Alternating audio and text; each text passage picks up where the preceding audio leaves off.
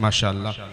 میں اب مزید وقت نہ لیتے ہوئے بڑے ادب و احترام کے ساتھ حضرت کی بارگاہ میں ملتمس ہوں کہ وہ کرسی خطابت پہ تشریف لائیں اور ہم تمامی سامعین کے قلوب و اذہان کو منور و مجلہ فرمائیں.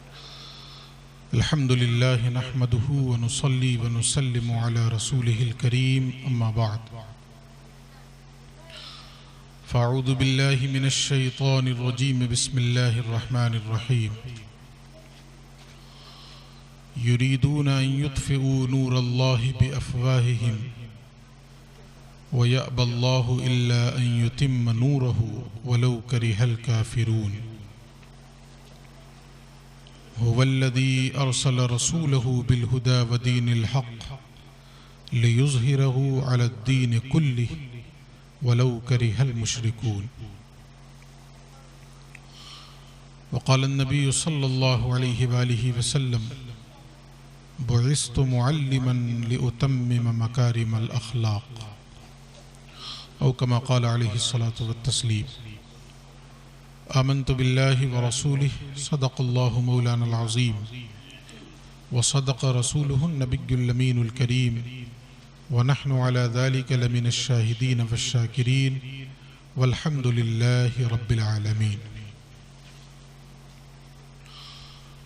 بے پناہ خلوص محبت، عقیدت و احترام اور حضوری قلب کے ساتھ بارگاہ رسالت مآب صلی اللہ علیہ وآلہ وسلم میں نذرانے درود و سلام پیش کرنے کی ہم اور آپ سعادتیں حاصل کریں. اللہم صلی علی سیدنا و شفیعنا و مولانا محمد وعلی آل محمد بعدد کل حسنہ و جمالہ و بارک وسلم.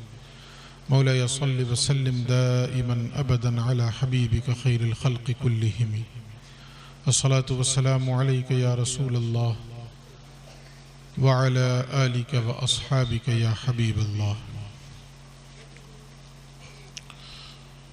ویسے بھی حضور پہ درود کثرت سے پڑھنا چاہیے، اور خاص طور پہ اس ماہ مبارک میں جس مہینے میں حضور کی آمد ہوئی تھی، تو ہم پر یہ لازم ہے کہ ہم کثرت سے اس ماہ مبارک میں تحفے کی شکل میں بارگاہ رسالت مآب صلی اللہ علیہ وآلہ وسلم میں درودوں کا تحفہ بھیجا کریں. تو جب بھی خالی بیٹھیں درود شریف پڑھتے رہا کریں. زیادہ نہیں تو کم سے کم اتنا پڑھ لیں صلی اللہ علیہ وسلم، اتنا بھی کافی ہے. ہم نے آپ سے کہا پڑھنے کے لیے، لیکن اس جذبے کے ساتھ اور اس شوق کے ساتھ آپ نے نہیں پڑھا، تو پھر سے پڑھیے ایک مرتبہ. اللہم صلی علی سیدنا و شفیعنا و مولانا محمد وعلی آل محمد بعدد کل حسنہ و جمالہ و بارک وسلم.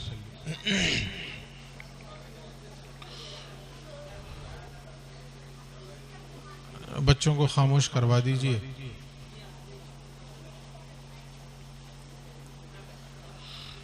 آج کی اس محفل کی مناسبت سے چند باتیں آپ سے عرض کروں گا.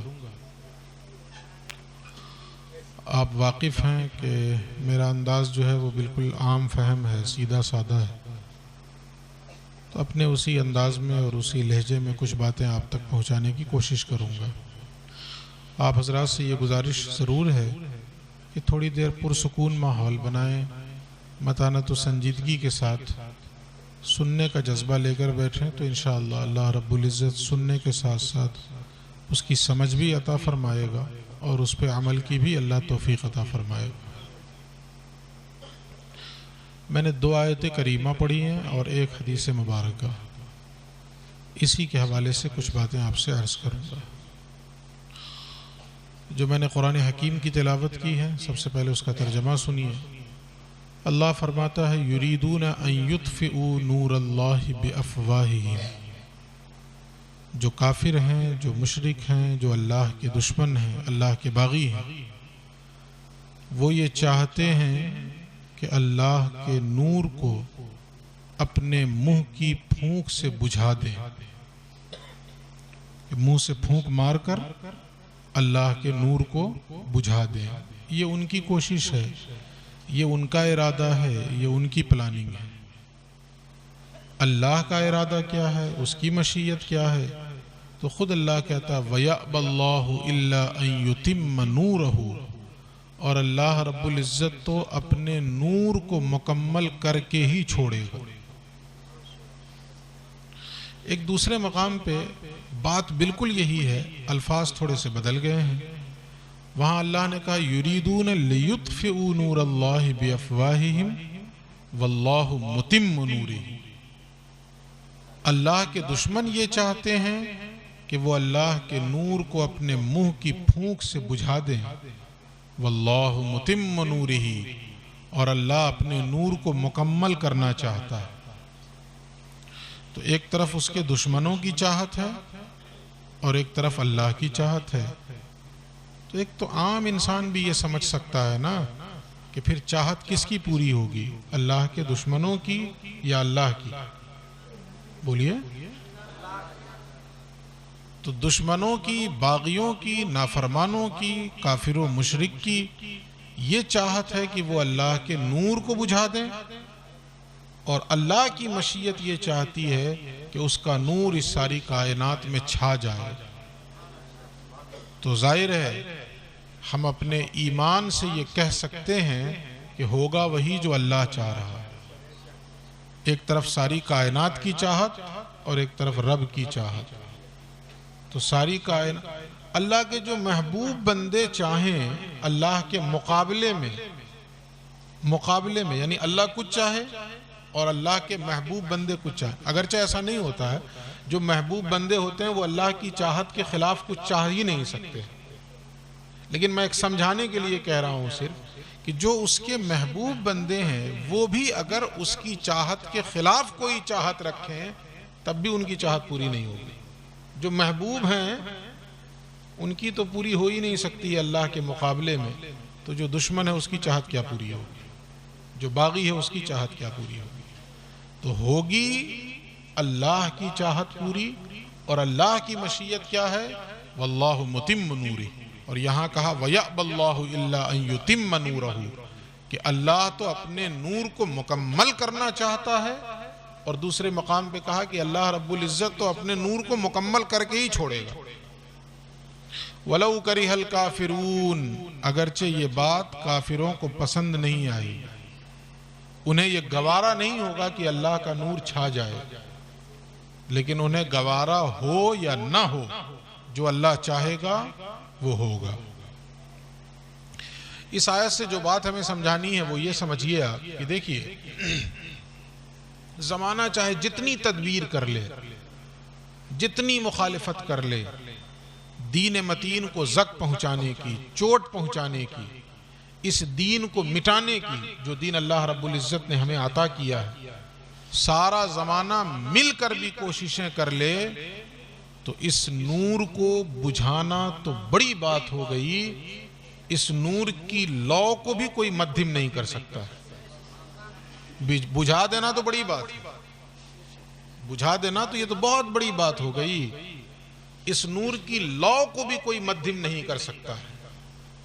تو ہم اور آپ اپنے ذہن و دماغ میں یہ چیز رچا بسا لیں، گرہ باندھ لیں، گانٹھ باندھ لیں کہ اللہ کے دین کا کوئی نقصان نہیں کر سکتا ہے۔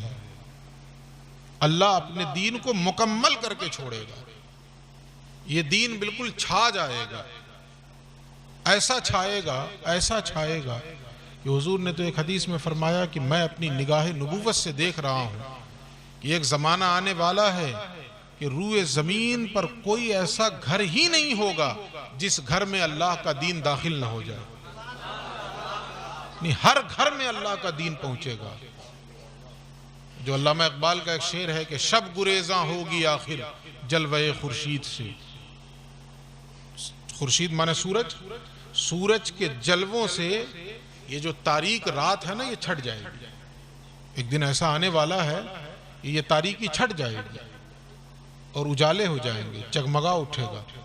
تو اقبال نے کہا شب گریزاں ہوگی آخر جلوہ خورشید سے، یہ چمن معمور ہوگا نغمہ توحید سے۔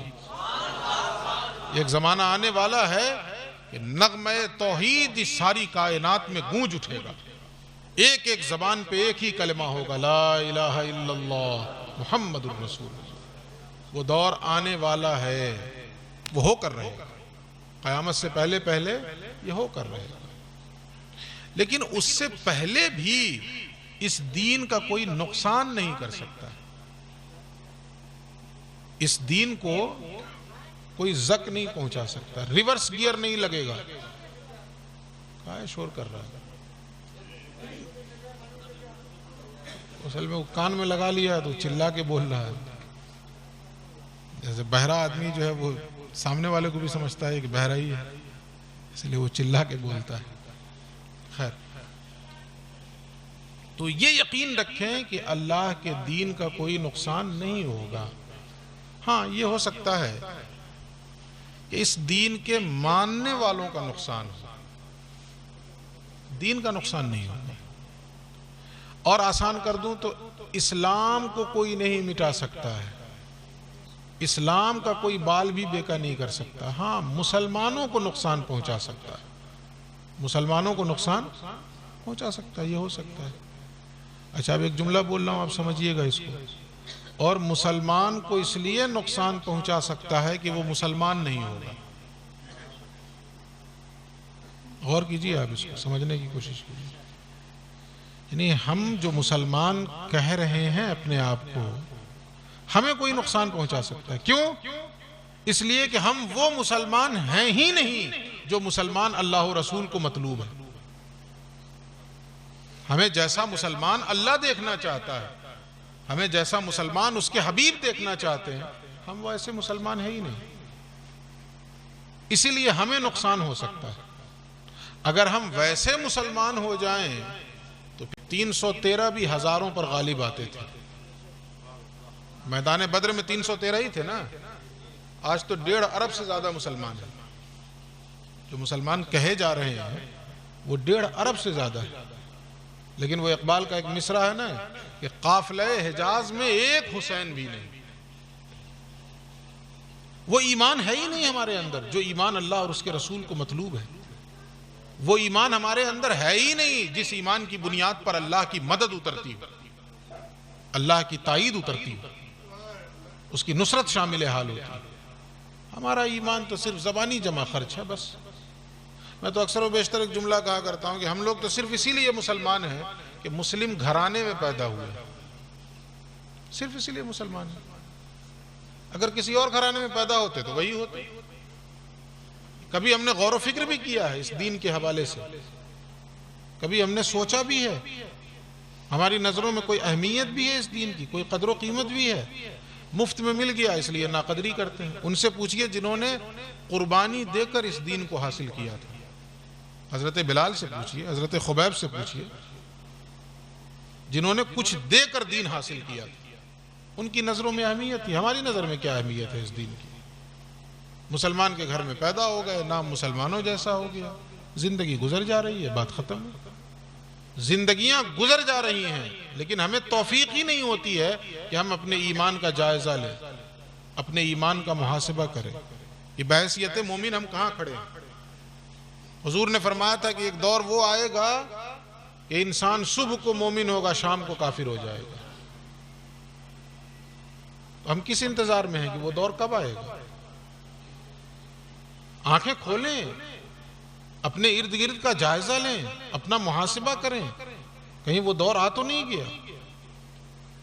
حضور نے فرمایا تھا کہ ایک دور وہ بھی آئے گا، یاتی علی الناس زمان یجتمعون فی المساجد ولیس فیہم مؤمنون۔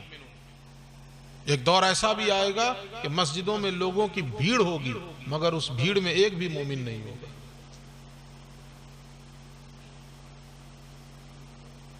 تو کہیں ایسا تو نہیں کہ وہ دور آ گیا؟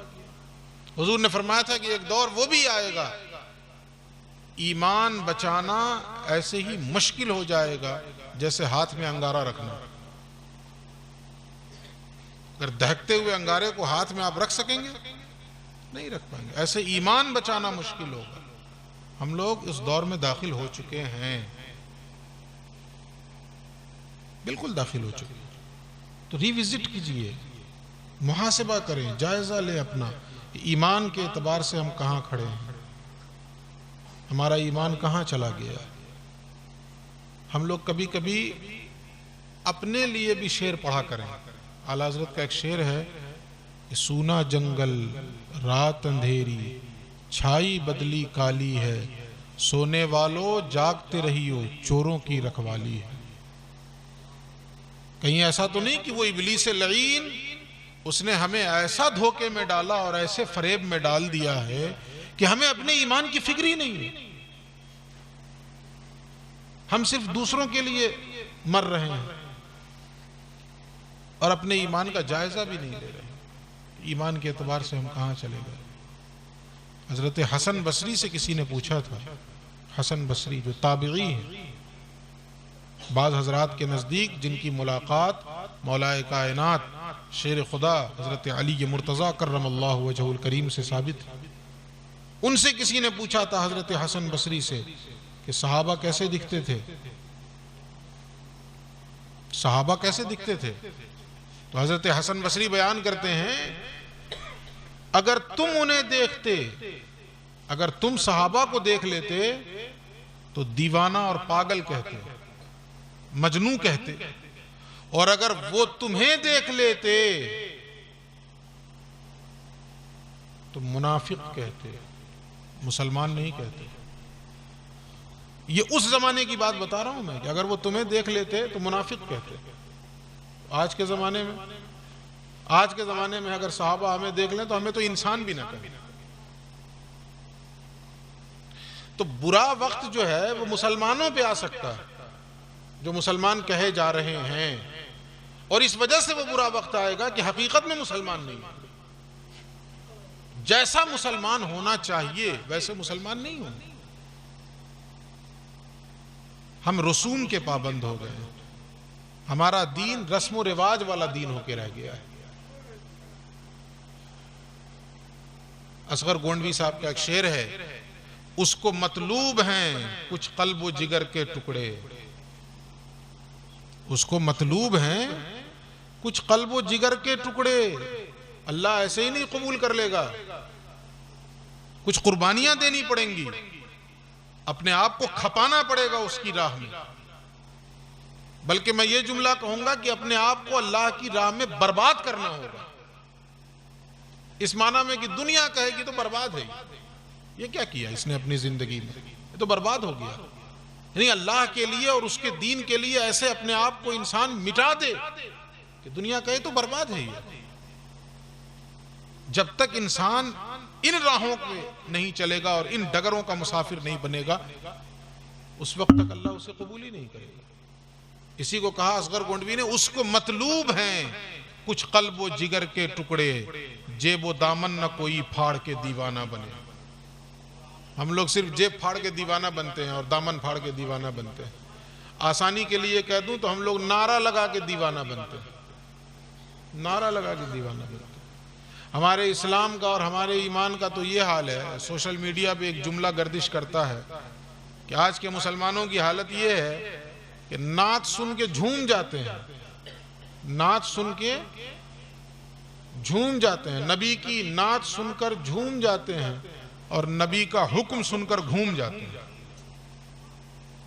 غلط تو نہیں کہا کسی نے، جس نے بھی کہا.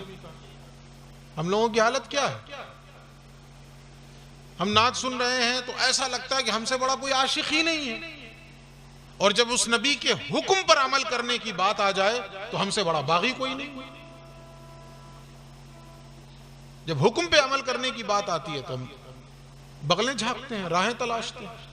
یعنی حالت یہاں تک پہنچ گئی ہے، خرابی اس قدر ہو چکی ہے کہ ہم امام صاحب سے، مؤذن صاحب سے بات چیت کر رہے ہوتے ہیں اور جیسے ہی اذان کی آواز آئی تو ہم مصافحہ کر کے نکل لیتے ہیں. یعنی ہمیں یہ بھی توفیق نہیں ہوتی ہے کہ ہم امام صاحب کے پاس سے بھاگ رہے ہیں اور اذان ہو چکی ہے، اس کی آواز کانوں میں آ رہی ہے، اب مصافحہ کرتے ہیں. ٹھیک ہے امام صاحب پھر ملتے ہیں آپ سے، مطلب نماز پڑھنی پڑ جائے گی نا. تو کیا مسجد کے اندر ملک الموت بیٹھے ہوئے ہیں کہ چلے جاؤ گے تو روح پرواز ہو جائے گی؟ تو مسلمانوں پہ برے دور آئیں گے، مسلمانوں پہ خراب دور آئے گا، مسلمان مصیبت میں ہوگا. کیوں؟ اس لیے کہ وہ حقیقی معنوں میں مسلمان نہیں ہوگا. جیسا مسلمان ہونا چاہیے ویسا مسلمان نہیں ہوگا. اسلام پر کبھی برا وقت نہیں آئے گا، یہ ذہن نشین کر لیجئے، کبھی برا وقت نہیں آئے گا۔ اور یہ بھی سمجھ لیجئے اسلام کو ہماری کوئی ضرورت بھی نہیں ہے۔ اللہ کو ہماری ضرورت ہے کیا؟ اللہ کہتا ہے وَمَن يَرْتَدَّ مِنْكُمْ عَنْ دِينِهِ فَسَوْفَ يَأْتِ اللَّهُ بِقَوْمٍ يُحِبُّهُمْ وَيُحِبُّونَهُ۔ اگر تم اپنے وعدے سے پھر جاؤ گے، جو تم نے اللہ سے وعدہ کیا ہے، اس وعدے سے پھر گئے، اپنے دین سے پھر گئے، دین پہ تم نے عمل کرنا چھوڑ دیا، تو اللہ کیا کرے گا؟ تمہیں ہٹا دے گا، دفع ہو جاؤ۔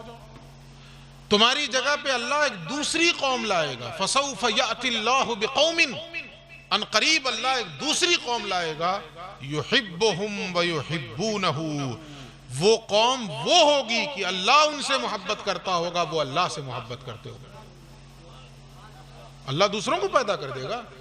پوچھئے علماء سے، مصباحی صاحب سے پوچھئے نا، حدیث موجود ہے کہ اللہ اپنے دین کا کام فاسق و فاجر سے بھی لے لے گا۔ اللہ کو ہماری ضرورت نہیں ہے، اللہ کے دین کو ہماری ضرورت نہیں ہے، ہمیں اللہ کے دین کی ضرورت ہے۔ یہ بات ہمیشہ ذہن میں رکھیں، ہم دین سے ہیں، دین ہم سے نہیں ہے۔ اللہ نے اس دین کو بھیجا ہے تو ایک وعدے سے بھیجا ہے، وہ وعدہ آگے بتاؤں گا میں اگلی آیت میں، اس کا اعلان ہے۔ تو اس دین کی ضرورت ہم کو ہے، اس دین کو ہماری کوئی ضرورت نہیں ہے۔ ہم اس غفلت میں ہیں کہ نہیں ہم ہی دین کو بچائے ہوئے ہیں۔ اس غفلت سے باہر آئیے۔ میں اس کے لیے ایک مثال دیتا ہوں، ایک واقعہ اکثر بتاتا ہوں کہ پرانے زمانے میں بیل گاڑی چلتی تھی نا، بیل گاڑی، ہاں دیکھا ہوگا آپ لوگوں نے، اب بھی کہیں کہیں ہوتی ہوگی، لیکن یہ کہ اب تو ان چیزوں کا وجود ہی ختم ہوتا جا رہا ہے۔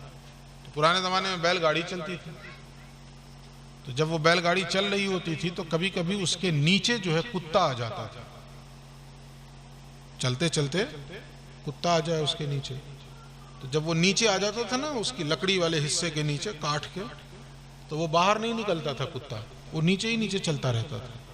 جانتے ہیں کیوں نہیں باہر نکلتا تھا؟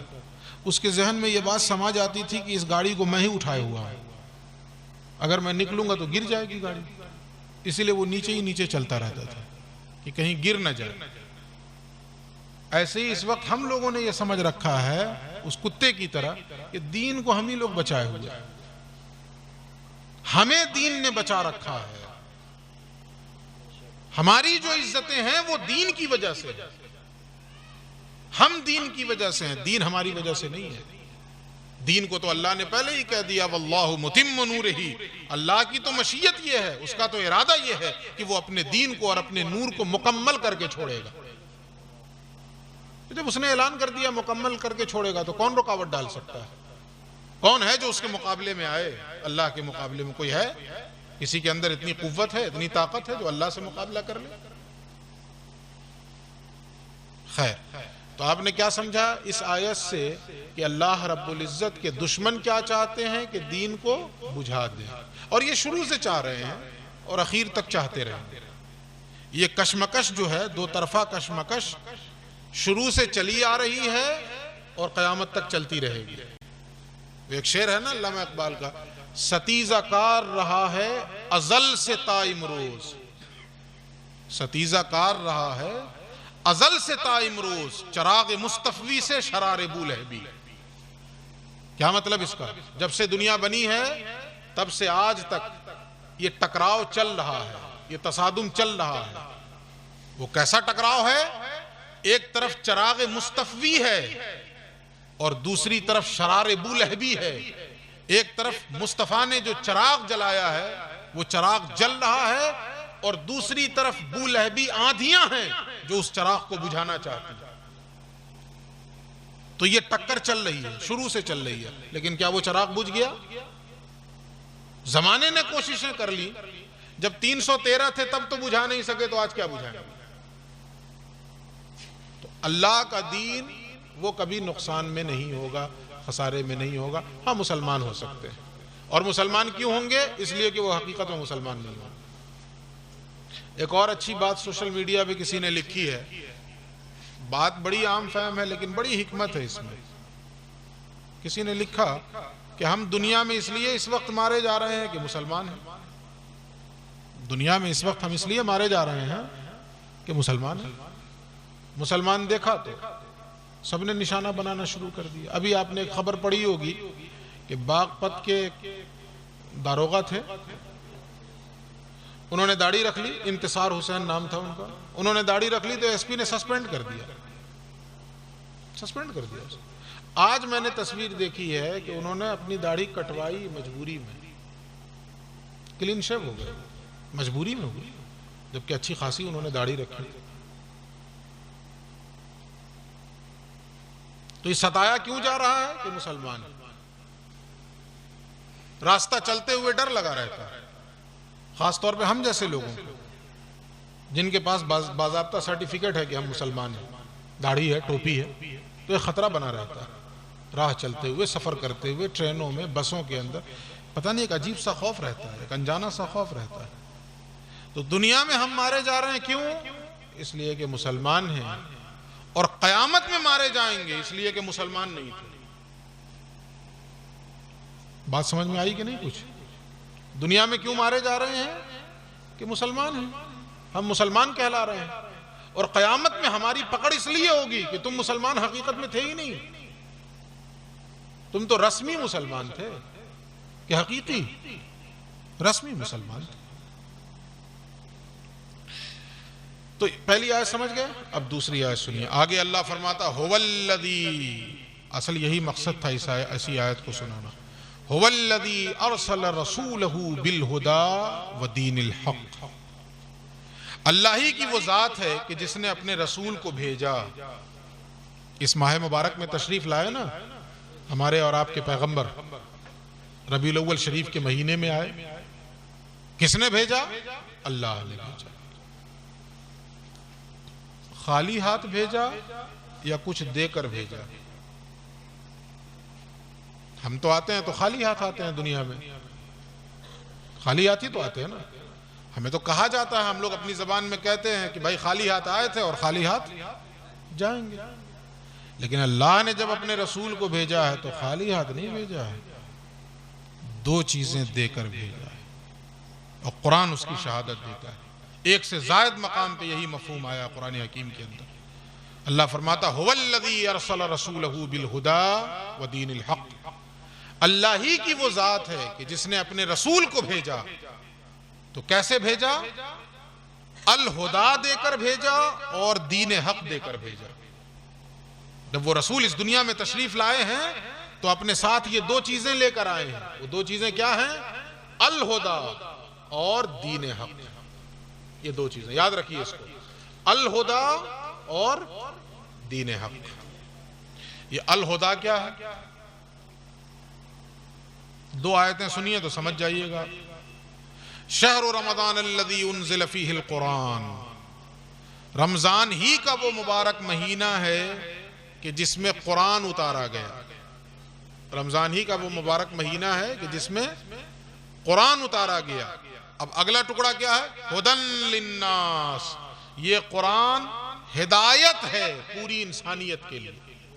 تو لفظ کیا آیا؟ ہدا. یہاں پہ وہی لفظ آیا نا, ہدی للناس, خدا کا لفظ آیا. یہ خدا کا لفظ کس کے لیے آیا؟ قرآن کے لیے آیا. یہ قرآن کیا ہے؟ پوری انسانیت کے لیے ہدایت.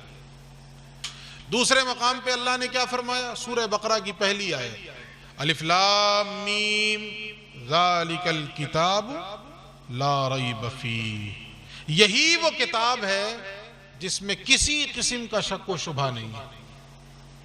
اب یہ کتاب ہے کیا؟ ہدی للمتقین, یہ کتاب ہدایت ہے متقیوں کے لیے.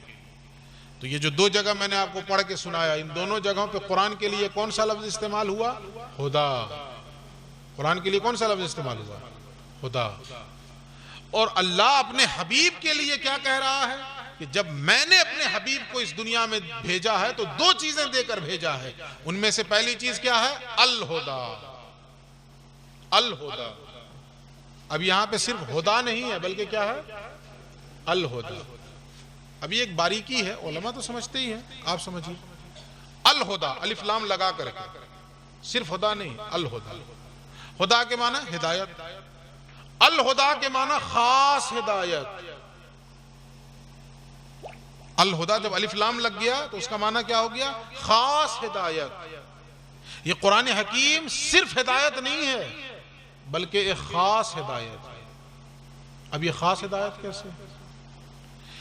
قرآن کے علاوہ بھی تو آسمانی کتابیں ہیں نا، کہ نہیں ہے نا؟ 4 تو مشہور ہیں قرآن کو لے کر کے، 4 مشہور کتابیں ہیں، توریت اور ہاں بھول گیا میں، بتائیے نا، زبور اور انجیل اور قرآن. یہ 4 کتابیں ہیں نا. چاروں کو تو اللہ ہی نے اتارا ہے نا. توریت کو بھی تو اللہ نے اتارا، انجیل کو بھی، زبور کو بھی، اور قرآن تو ظاہر ہے. اس کے علاوہ بھی ہیں چھوٹے چھوٹے صحیفے ہیں جس کو قرآن نے ایک مقام پہ کہا صحف ابراہیم و موسیٰ. ابراہیم اور موسیٰ پر نازل ہونے والے صحیفے بھی ہیں، وہ چھوٹے چھوٹے ہیں، ان تک ہماری رسائی نہیں ہے، وہ دستیاب نہیں ہے. جو دستیاب بھی ہیں وہ اپنی اصل شکل میں موجود نہیں. وہ انجیل ہو یا توریت ہو، وہ اپنی اصل شکل میں جیسا اللہ نے اتارا تھا اس شکل میں موجود نہیں. لیکن وہ بھی تو ہدایت ہی کی کتاب تھی نا. بولیے، اللہ نے اتارا تھا تو ہدایت کی کتاب ہوئی نا. لیکن قرآن کے لیے خاص ہدایت کیوں کہا گیا؟ یہ خاص ہدایت کیسے ہے؟ اس کو سمجھنے کے لیے ایک حدیث سمجھیے آپ. حضور آخری نبی ہیں، ہے نا، خاتم النبیین ہے نا. قرآن نے کہا ما کان محمد نبا احد من رجالکم ولکن رسول اللہ وخاتم النبیین. حضور پر نبوت کا سلسلہ ختم ہو گیا، حضور سب سے آخری نبی بن کر دنیا میں تشریف لائے. تو ایک بات بتائیے، عام ذہن کے مطابق اخیر میں آنا کوئی فضیلت کی بات ہے؟ بولیے. عام انسانی ذہن جو ہے اخیر میں آنے والے کو کیا بڑا مرتبہ والے سمجھتی ہے؟ نہیں. جیسے مثال کے طور پہ مسجد میں جو شخص اخیر میں آئے اس کو آپ کیا بہت اعلیٰ سمجھیے گا یا بہت افضل سمجھیے گا؟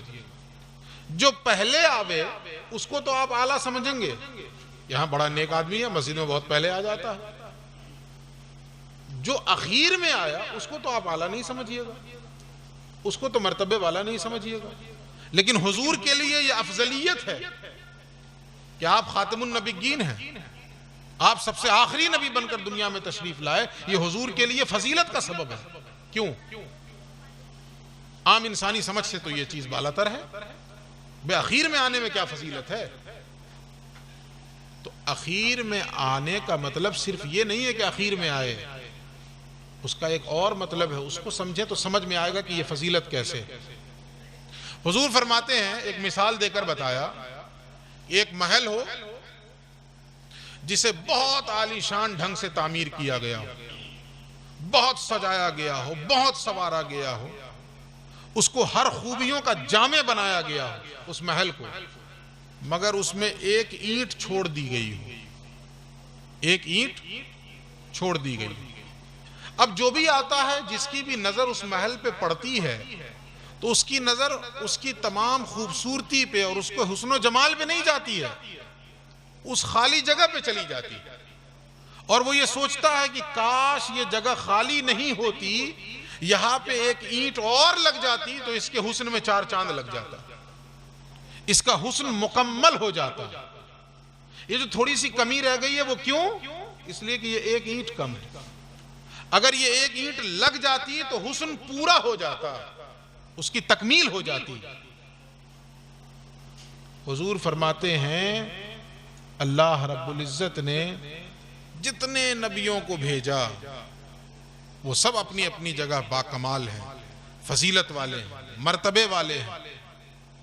اللہ رب العزت نے مجھے سب سے اخیر میں بھیجا ہے، میں اس اینٹ کی مانند ہوں جس نے محل میں لگا جا کر اس کی خوبصورتی کو تکمیل تک پہنچایا ہے، مکمل کر دیا ہے. تو سلسلہ نبوت میں ایک کمی رہ گئی تھی، اللہ رب العزت نے مجھے بھیج کر اس سلسلہ نبوت کو مکمل کر دیا.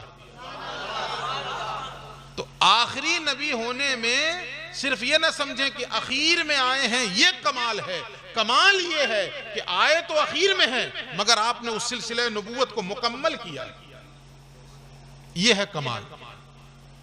اب جب اس چیز کو آپ سمجھ گئے، اب سمجھئے جو اللہ نے اپنے حبیب کو دے کر بھیجا ہے، کیا دے کر بھیجا؟ الہدا۔ الہدا سے مراد کیا؟ خاص ہدایت۔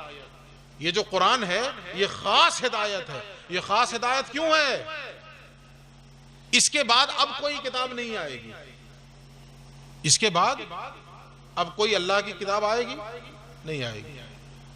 تو اگر بظاہر دیکھا جائے تو بھائی ہونا تو یہ چاہیے تھا کہ اور آتی، تاکہ ہم اور رہنمائی حاصل کرتے، اور پڑھتے، اور احکامات سیکھتے، لیکن کیوں نہیں آ رہی ہے؟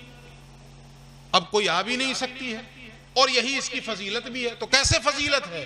جو مثال آپ نے سمجھی وہاں، اسی مثال کو یہاں سمجھیں کہ قرآن حکیم خاص ہدایت اس لیے ہے کہ اللہ رب العزت نے قیامت تک کے لیے انسانوں کی ہدایت کے لیے جو بھی ضرورت ہو سکتی تھی وہ ساری ضرورتیں اللہ نے قرآن حکیم کے اندر پوری فرما دی۔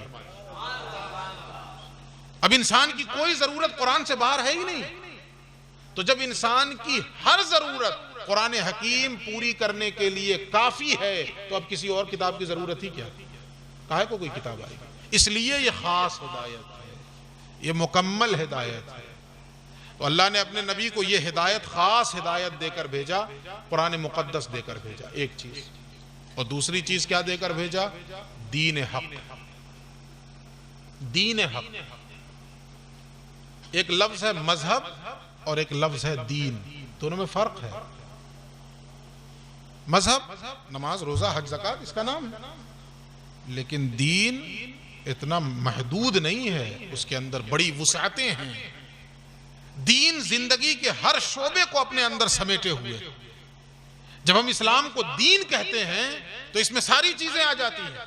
ہمارے گھر کا نظام کیا ہوگا اس کی رہنمائی اسلام کرے گا، ہمارے خاندان کا نظام کیا ہوگا اس کی رہنمائی اسلام کرے گا، ہمارے سماج کا نظام کیا ہوگا اس کی رہنمائی اسلام کرے گا، ہمارے کاروبار کی نوعیت کیا ہوگی، ہم تجارت کیسے کریں گے، ہم بزنس کیسے کریں گے، ہم کھیتی کیسے کریں گے، اس کی رہنمائی اسلام کرے گا، ہماری سیاست کیسی ہوگی اس کی رہنمائی اسلام کرے گا۔ ایک ایک چیز وہ دین کا حصہ ہے۔ ہم سے غلطی یہ ہو گئی ہے کہ ہم نے اسلام کو مذہب سمجھ لیا، اس لیے ہم اسی کو دیندار کہتے ہیں جو 5 وقتہ نمازی ہے۔ جو 5 وقت نماز پڑھ لیتا ہے پابندی سے، ہم کیا کہتے ہیں؟ بہت دیندار آدمی ہے۔ ایسا محسوس ہوتا ہے کہ اللہ رب العزت صرف مسجد میں ہے، اس کے باہر تو اللہ کا کوئی رول ہی نہیں ہے۔ اگر اسی کا نام دین ہے، 5 وقت کی نماز کا نام دین ہے، تو ایک سوال میرا آپ سے ہے، اللہ رب العزت اس نے ہمیں 24 گھنٹے مسلمان رہنے کا حکم دیا ہے کہ 1.5 گھنٹے؟ بولیے، اللہ کیا چاہتا ہے کہ ہم 24 گھنٹے کے مسلمان رہیں کہ 1.5 گھنٹے کے؟ 24 گھنٹے کے مسلمان رہیں نا۔ تو اگر نماز ہی کا نام دین ہے تو 5 وقت کی نماز پڑھنے میں کتنا ٹائم لگے گا؟ 1.5 گھنٹہ بہت ہے۔ اگر 5 وقت کی نماز کو جمع کر دیں آپ، جتنی رکعتیں ہیں، 4 فجر میں ہیں، 12 ظہر میں ہیں، 8 عصر میں ہیں، سب ملا کے، اور اس کے بعد کیا ہے؟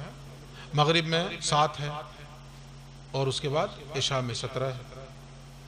اگر ان ساری رکعتوں کو دن بھر کی نمازوں کو جمع کر دیں تو 1.5 گھنٹہ کافی ہے نا۔ 1.5 گھنٹہ بہت ہے بھئی۔ کبھی آپ کی نماز چھوٹ جاتی ہے، جماعت چھوٹ جاتی ہے، تو 4 رکعت فجر کی نماز پڑھتے ہیں، 2 سنت 2 فرض، کتنے منٹ لگتا ہے؟ 5 منٹ بہت ہو گیا، 7 منٹ بہت ہو گیا، اس سے زیادہ تو نہیں لگتا ہے نا۔ جو لوگ پڑھتے ہیں وہ جانتے ہوں گے، جو لوگ نہیں پڑھتے ہیں وہ بیچارے کہاں جانیں گے؟ وہ تو سمجھیں گے کہ 1.5-2 گھنٹہ لگتا ہوگا جیسے جمعہ کے دن لگ جاتا ہے، وہ تو یہی سمجھیں گے۔ لیکن جو پڑھنے والے ہیں وہ تو سمجھ جائیں گے نا کہ 5 منٹ بہت ہے۔ تو یہ جو ساری نمازیں ہیں دن بھر میں، فجر، ظہر، عصر، مغرب، عشاء، ان سب کو اکٹھا کر دیجئے اور جتنا ٹائم لگتا ہے الگ الگ سب کو کیلکولیٹ کر لیجئے، تو 1.5 گھنٹہ کافی ہے کہ نہیں؟ میں نے زیادہ کہا ہے 1.5 گھنٹہ، ورنہ اس سے کم ہی میں ہو جائے گا۔ 1.5 گھنٹہ میں نے ایکسٹرا کہا ہے کہ کوئی بہت فراغت سے پڑھے، بہت آرام سے، بہت سکون سے پڑھے، جب بھی 1.5 گھنٹہ کافی ہے ان ساری نمازوں کے لیے۔ تو اگر صرف نماز ہی کا نام دین ہے تو پھر تو ہم 1.5 ہی گھنٹے کے دیندار ہوئے، باقی کیا ہوئے؟ اگر صرف روزے کا نام دین ہے تو سال میں ایک ہی مہینہ ہم دیندار ہوئے، وہ بھی صبح صادق سے لے کے غروب آفتاب تک، اس کے بعد تو روزہ ختم ہو گیا، سورج نکلنے کے بعد سورج ڈوبنے کے بعد روزہ ختم ہو گیا۔ اگر زکوٰۃ دے لینے ہی کا نام دین ہے تو سال میں ایک ہی مرتبہ تو موقع ملتا ہے نا زکوٰۃ دینے کا، وہ بھی تو سب کو نہیں ملتا۔ جو اس کرائٹیریا کو کراس کرتا ہے، جو مالک نصاب ہو جاتا ہے، اسی پر تو زکوٰۃ فرض ہے نا، ہر شخص پہ تو نہیں فرض ہے۔ تو پھر تو وہی دیندار ہوگا، باقی کہاں؟ انہیں تو موقع بھی نہیں ملے گا دیندار ہونے کا۔ اگر حج کر لینے ہی کا نام دین ہے تو زندگی میں ایک ہی مرتبہ آپ کو دین پہ عمل کرنے کا موقع ملے گا، لیکن ایسا نہیں ہے۔ اللہ رب العزت 24 گھنٹے ہمیں دیندار دیکھنا چاہتا ہے، اس کا حبیب ہمیں زندگی کے ہر لمحے دیندار دیکھنا چاہتا ہے۔ یہیں سے یہ سمجھ میں آیا کہ صرف نماز، روزہ، حج و زکوٰۃ ہی کا نام دین نہیں ہے، دین اس کے علاوہ بھی کچھ ہے۔ اس کے علاوہ کیا ہے؟ ہم اپنے گھر میں کیسی زندگی گزار رہے ہیں، ہمیں اس کی رہنمائی دین سے حاصل کرنی ہوگی۔ دین نے ہمیں کیا بتایا؟ تمہارا رشتہ اپنے باپ کے ساتھ کیسا ہو، اپنی ماں کے ساتھ کیسا ہو، بھائی بہنوں کے ساتھ کیسا ہو، چچا پھوپھی کے ساتھ کیسا ہو، ماموں خالہ کے ساتھ کیسا ہو، اس کی رہنمائی دین کرے گا ہمیں۔ جب تک ہم ان چیزوں پر بھی غور و فکر نہیں کریں گے اور پیغمبر کے بتائے ہوئے اصولوں کے مطابق گھر کے اندر کی زندگی کو نہیں گزاریں گے، اس وقت تک ہم دیندار نہیں ہیں۔ پھر آپ اپنے کھیت کے اندر نکل رہے ہیں، کاروبار کرنے نکل رہے ہیں، تجارت کرنے نکل رہے ہیں، تو اس کا کیا ہم طے کریں گے کہ تجارت کیسی ہوگی؟ ہمارے کاروبار کا پیمانہ کیسا ہوگا؟ ہمارے کھیت کھلیان کا پیمانہ کیسا ہوگا؟ وہ ہم طے کریں گے یا دین طے کرے گا؟ دین نے بتایا ہے کہ تمہارے کاروبار کی بنیاد کیا ہونی چاہیے، تمہاری تجارت کی اور تمہاری معیشت کی بنیاد کیا ہونی چاہیے، اس کی رہنمائی دین کرے گا۔ جب ہم دین کی رہنمائی میں کھیتی کر رہے ہوں گے، ہل چلاتے ہوئے بھی ہم دیندار ہوں گے۔ ہم ہل بھی چلا رہے ہوں گے تو نامہ اعمال میں دین پہ عمل کرنا لکھا جاتا رہا ہوگا۔ ایک انسان بیٹھ کر تجارت کر رہا ہوگا، صبح سے شام تک وہ کپڑے بیچ رہا ہوگا، وہ ترازو پہ کوئی چیز تول رہا ہوگا، لیکن اگر دین کی رہنمائی میں یہ کام کر رہا ہوگا تو وہ تول تو رہا ہوگا سامان، لیکن نامہ اعمال میں دیندار لکھا جا رہا ہوگا۔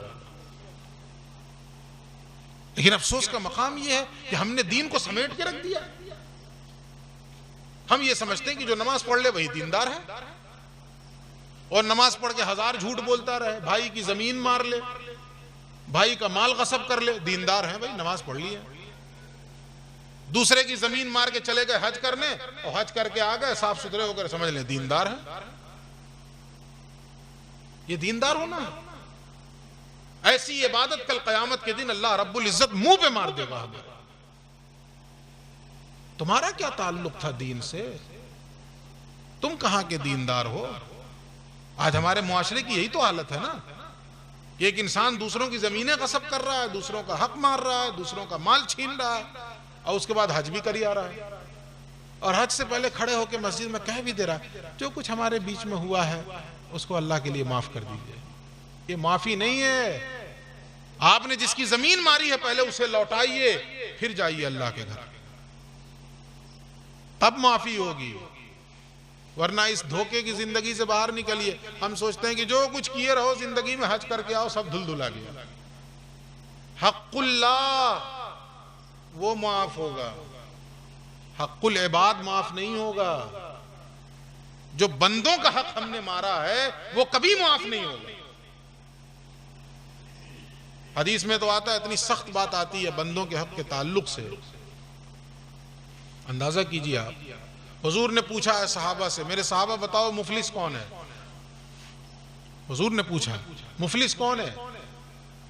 تو صحابہ نے عرض کی یا رسول اللہ جس کے پاس روپے پیسے نہیں ہیں، من لا درہم لہ ولا دینار، جس کے پاس درہم اور دینار نہیں، یعنی روپے پیسے نہیں، وہ مفلس ہے۔ یہ لفظ تو ہم لوگ بھی اپنی زبان میں بولتے ہیں نا، اس لیے مفلسی بولتے ہیں کہ مفلسی آ گئی، یعنی سب کچھ ختم ہو گیا، روپے پیسے ختم ہو گئے۔ تو جب حضور نے صحابہ سے پوچھا کہ بتاؤ مفلس کون، تو صحابہ نے کہا یا رسول اللہ جس کے پاس روپے پیسے نہیں۔ حضور نے فرمایا نہیں، میری امت کا مفلس وہ نہیں ہے، ذرا غور سے سنیے گا اس روایت کو اور اپنا محاسبہ کریں گے، جائزہ لیں گے ہم لوگ۔ حضور نے فرمایا نہیں میرے صحابہ، میری امت کا مفلس وہ نہیں ہے جس کے پاس روپے پیسے نہیں، بلکہ میری امت کا مفلس وہ ہے جو دنیا سے بظاہر بہت نیکی کر کے گیا، یعنی جب دنیا سے گیا وہ تو نمازیں خوب پڑھی تھی، اس نے روزے بھی خوب رکھے تھے، زکوٰۃ بھی دیا تھا، حج بھی کیا تھا، یعنی اپنے گمان کے مطابق اس نے بہت نیکیاں کی تھیں، اور ان نیکیوں کے ساتھ وہ دنیا سے چلا گیا۔ جب کل قیامت کے دن اس کے حساب و کتاب کی گھڑی آئے گی، جب اللہ رب العزت اس سے اس کا حساب لینا شروع کرے گا تو اس کے پیچھے لوگوں کی ایک بھیڑ کھڑی ہو جائے گی۔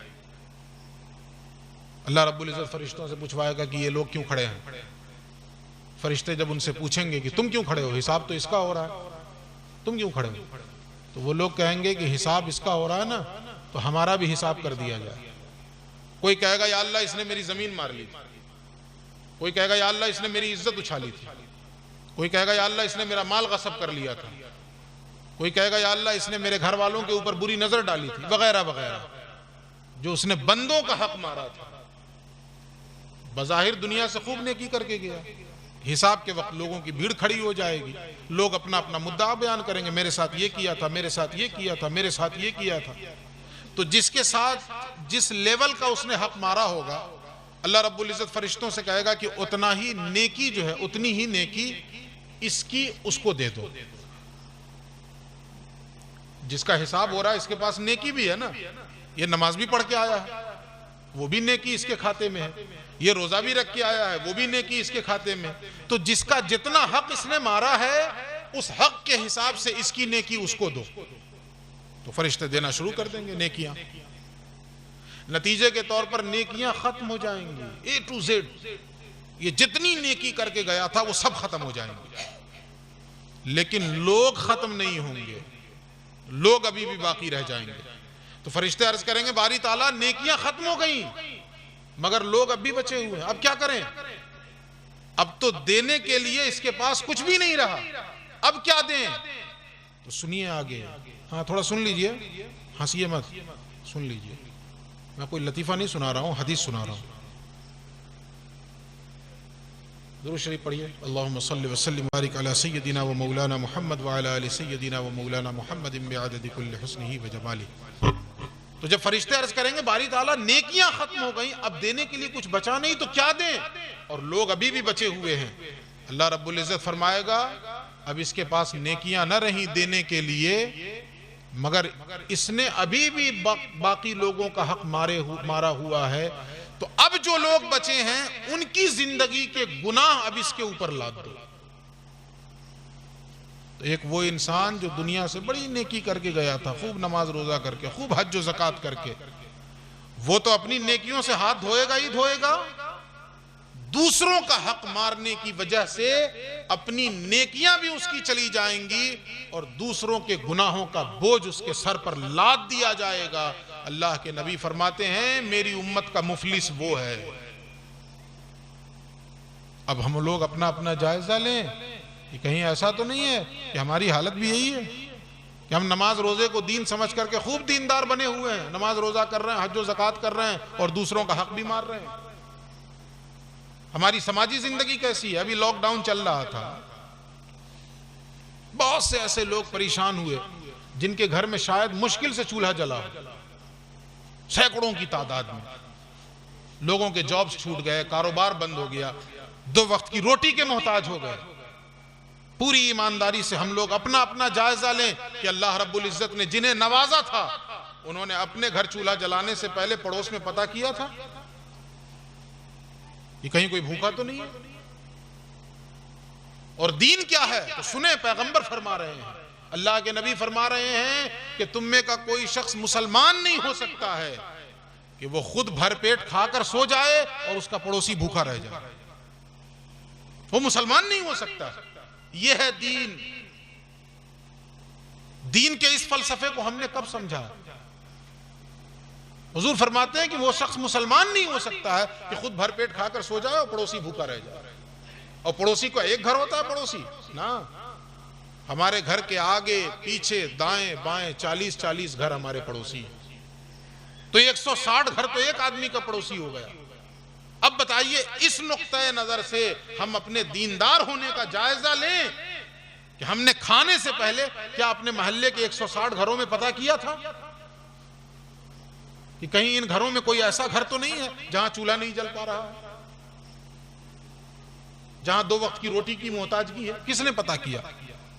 اگر کسی نے پتہ کیا تھا، واقعی پتہ کیا تھا، تو سمجھا جائے گا کہ ہاں وہ دیندار ہے، ورنہ صرف چند وقت کی نماز پڑھ کے ہم اللہ کو دھوکہ نہیں دے سکتے۔ تو پیغمبر کو اللہ رب العزت نے جب اس دنیا میں بھیجا ہے تو 2 چیزیں دے کر بھیجا ہے، الہدا اور دین حق۔ الہدا سے مراد قرآن مقدس ہے، اور دین حق کی تھوڑی سی وضاحت میں نے آپ کے سامنے کی کہ دین جو ہے ایک مجموعے کا نام ہے، اس میں ہمارا سماج بھی شامل ہے، اس میں ہمارا کاروبار بھی شامل ہے، اس میں ہماری سیاست بھی شامل ہے، وہ سب دین کا حصہ ہے۔ تو جب ان تمام اعتبارات سے ہم جب تک دین پر عمل کرنے والے نہیں ہوں گے ہم دیندار نہیں ہو سکتے۔ آج غلطی کیا ہوئی ہم سے؟ مثال کے طور پہ ایک دسترخوان ہم نے سجایا اور اس پہ مختلف قسم کی نعمتیں رکھ دی، مختلف قسم کے کھانے بنا کے رکھ دیے، اور آپ میں سے ہم نے 10 کو دعوت دی کہ آئیے سب لوگ تشریف لائیں اور بیٹھیں دسترخوان پہ۔ تو حالت کیا ہوئی؟ ایک آدمی آیا اور اس نے ایک پیالہ اٹھا کے کنارے ہو گیا، دوسرا آیا وہ بھی ایک پیالہ لے کے کنارے ہو گیا، تیسرا آیا وہ بھی ایک لے کے، چوتھا آیا وہ بھی ایک لے کے کنارے ہو گیا۔ اب سب دعویٰ کیا کر رہا ہے کہ ہم اسی دسترخوان کی نعمت کھا رہے ہیں۔ تو بتائیے دعوے میں سچا ہے کہ جھوٹا ہے؟ بھئی اسی دسترخوان سے تو لیا ہے نا، تو دعوے میں تو سچا ہے، دعوے میں جھوٹا نہیں ہے، لیکن کیا وہ دسترخوان کی تمام نعمتوں سے اس نے فائدہ حاصل کیا؟ نہیں۔ اگر دسترخوان پہ 10 قسم کے کھانے تھے تو وہ تو 9 چھوڑ کے آیا ہے، وہ تو ایک ہی اٹھا کے بھاگ لیا ہے، 9 کو تو اس نے چھوڑ دیا، 9 سے تو محروم رہ گیا۔ وہ عقل مند انسان وہ ہے جو پیالہ لے کر بھاگے نہیں بلکہ اسی دسترخوان پہ بیٹھ جائے کہ ایک ہی چمچ ملے مگر ہر پیالے سے لوں گا، اس لیے کہ ہر پیالہ اسی دسترخوان کا ہے۔ مسلمان وہ ہے کہ جس کو رسول اللہ نے بتایا کہ دین اس مجموعے کا نام ہے، تو مسلمان ایک ٹکڑے کو لے کے بھاگے نہیں کہ ہم صرف نماز پڑھ لیں گے تو کامیاب ہو جائیں گے۔ مسلمان وہ ہے کہ جو رسول اللہ کے لائے ہوئے دین یا رسول اللہ کے لگائے ہوئے دسترخوان پر جتنی نعمتیں حضور نے سجا دی ہیں وہ ہر نعمت سے اپنا حصہ لینے کی کوشش کرے، کامیاب مسلمان وہ ہے۔ لیکن غلطی یہ ہے کہ ہر شخص جو ایک ایک لے کے اڑ رہا ہے، ایک ایک لے کے اڑ رہا ہے، اور دعویٰ سب کو ہے، تو دعوے میں تو اپنے تھوڑی دیر کے لیے سچا ہو جائے گا لیکن وہ کامل مومن نہیں ہے، اس لیے کہ وہ 9 سے محروم ہے۔ تو حضور 2 چیزیں لے کر آئے، ایک الہدا اور دوسرے دین حق۔ اب ہماری ذمہ داری کیا ہے؟ حضور پر ایمان لانا نا، تو حضور پر ایمان کا مطلب کیا ہے؟ پوچھیے علماء سے۔ ہم لوگوں کو پڑھایا گیا ایک جملہ ہے جس سے آپ ایمان کی حقیقت سمجھ جائیے گا، وہ کیا؟ تصدیق ما جاء بہ النبی۔ ایمان کس چیز کا نام ہے؟ جو رسول اللہ لے کر آئے ان تمام چیزوں کو دل سے ماننے کا نام ایمان ہے۔ ریپیٹ کیجئے اس جملے کو، جو کچھ رسول اللہ لے کر آئے ان تمام چیزوں کو دل سے ماننے کا نام ایمان ہے۔ اب یہاں پہ الگ الگ کر کے ذرا ٹکڑا کر رہا ہوں میں اس کو۔ تمام چیزوں کو، مثال کے طور پہ اگر رسول اللہ 100 چیز لے کر آئے اور ہم میں سے کسی نے 99 کو مانا اور 1 کو نہیں مانا تو مومن ہوگا؟ نہیں ہوگا مومن۔ جو رسول اللہ لے کر آئے ہیں جب تک ان تمام کو ایک انسان نہ مان لے اس وقت تک مومن نہیں ہو سکتا۔ تو ایک چیز کیا سمجھنی ہے ہمیں کہ تمام کو ماننا ہے، A to Z ماننا ہے، اور دوسری چیز کیا ہے؟ دل سے ماننا ہے، دل سے ماننا ہے، زبان سے پڑھنا نہیں ہے۔ ایمان کس چیز کا نام ہے؟ دل سے ماننے کا نام ہے۔ دنیا کی عدالت میں ہم مسلمان کب ہوں گے؟ جب ہم زبان سے پڑھیں گے تب۔ دنیا کی عدالت میں مسلمانوں کے ساتھ جیسا ہمارے ساتھ معاملہ کب کیا جائے گا؟ جب ہم اقرار باللسان کر لیں، جب ہم اقرار باللسان یعنی زبان سے اقرار کر لیں، زبان سے ہم کہہ دیں اشہد ان لا الہ الا اللہ واشہد ان محمد رسول اللہ، تو یہ جو زبانی اقرار ہے یہ دنیا کی نظر میں ہمیں مسلمان بنا دے گا، دنیا کی نظر میں ہمیں مومن بنا دے گا. کیا اللہ کی نظر میں بھی صرف زبانی اقرار ہمیں مومن بنا دے گا؟ نہیں. اللہ کے یہاں ہمیں مومن بننے کے لیے کیا کرنا ہوگا؟ تصدیق بالقلب. جو کچھ ہم نے زبان سے اقرار کیا ہے، دل کی گہرائیوں سے اسے مان بھی لیا جائے، تب جا کے ہم اللہ کے یہاں مومن ہوں گے. ورنہ ایمانداری سے ایک سوال آپ سے پوچھتا ہوں، آپ میں سے بہت سے ایسے لوگ ہوں گے جن کے کچھ غیر مسلم دوست ہوں گے جن کو کلمہ یاد ہوگا کہ نہیں ہوگا؟ بہت سے ایسے غیر مسلم دوست ہوں گے جن کو پہلا کلمہ ٹیڑھا میڑھا پڑھ دے لیکن پڑھ دے گا. تلفظ بھلے درست نہ ہو، زبر کی جگہ پیش پڑھ دے، پیش کی جگہ زبر پڑھ دے، وہ ایک الگ بات ہے، لیکن پڑھ تو دے گا نا. لا الہ الا اللہ محمد الرسول اللہ، اب وہ محمد الرسول اللہ پڑھ دے وہ ایک الگ بات ہے، لیکن پڑھ دے گا ضرور. تو کیا اس زبانی پڑھ دینے کی وجہ سے وہ مسلمان ہو جائے گا؟ کیوں نہیں ہوگا وہ مسلمان؟ اس لیے کہ اس نے صرف زبان سے پڑھا ہے، جو کچھ وہ بول رہا ہے اس کے دل کی گہرائیوں میں وہ اترا ہی نہیں، وہ یقین اس کے دل میں اترا ہی نہیں. یہاں پہ اور تھوڑا سا یہ کروں میں، بہت سے غیر مسلموں نے رسول اللہ کی شان میں نعت کے اشعار کہے ہیں کہ نہیں کہے؟ بہت سے غیر مسلم. ہندوستان میں ایک شاعر گزرے ہیں کنور مہندر سنگھ، بہت سے اشعار ہیں ان کے. ان کا ایک شعر ہے نا کہ عشق ہو جائے کسی سے کوئی چارہ تو نہیں، صرف مسلم کا محمد پہ اجارہ تو نہیں. انہوں نے بھی حضور کی شان میں نعت کے اشعار کہے ہیں، تو کیا مسلمان ہو گیا وہ؟ نہیں. کیوں؟ اس لیے کہ دل سے نہیں مانا. مسلمان ہونے کے لیے ضروری کیا ہے؟ جو کچھ رسول اللہ لے کر آئے ہیں اسے دل سے مان لیا جائے. اے بیٹا چپ ہے. اب دل سے مانا کہ نہیں مانا یہ پتا کیسے چلے گا؟ دل سے مانا کہ نہیں مانا یہ پتا کیسے چلے گا؟ ہم لوگ اپنے اپنے لیے میٹر لگائیں، جیسے آپ تھرمامیٹر سے بخار چیک کرتے ہیں نا، تو ایک میٹر لگائیں اپنے اوپر کہ ہم نے دل سے مانا کہ نہیں، یہ ہمیں تو پتا چلنا چاہیے نا. تو اس کا پیمانہ کیا ہوگا؟ لٹمس ٹیسٹ کیا ہوگا؟ ہم کیسے سمجھیں گے کہ ہم نے دل سے مانا کہ نہیں ان تمام چیزوں کو جو تمام چیزیں رسول اللہ لے کر آئے؟ اس کا پیمانہ ہے کہ جو رسول اللہ نے فرمایا ہے، اب ہم کہہ رہے ہیں کہ ہم نے اسے مان لیا ہے. اگر ہم یہ جاننا چاہیں کہ ہاں واقعی ہم نے اسے مان لیا ہے تو دیکھ لیجئے کہ اس کے مطابق ہمارا عمل ہے کہ نہیں. اگر عمل ہے تو اس کا مطلب ہے کہ ہم نے مانا ہے، اور اگر عمل نہیں ہے تو ہم نے دل سے نہیں مانا ہے، صرف زبانی اقرار ہے. اب رسول اللہ نے کہا یہ ایک چیز حرام ہے، مثال کے طور پہ سود حرام ہے، اللہ نے بھی کہہ دیا، رسول نے بھی کہہ دیا. اب ہم کہتے ہیں کہ ہم نے دل سے مان لیا، ہم کہتے ہیں کہ ہم نے دل سے مان لیا کہ ہاں اللہ کے کہنے کے مطابق اور رسول اللہ کے بتانے کے مطابق سود حرام ہے.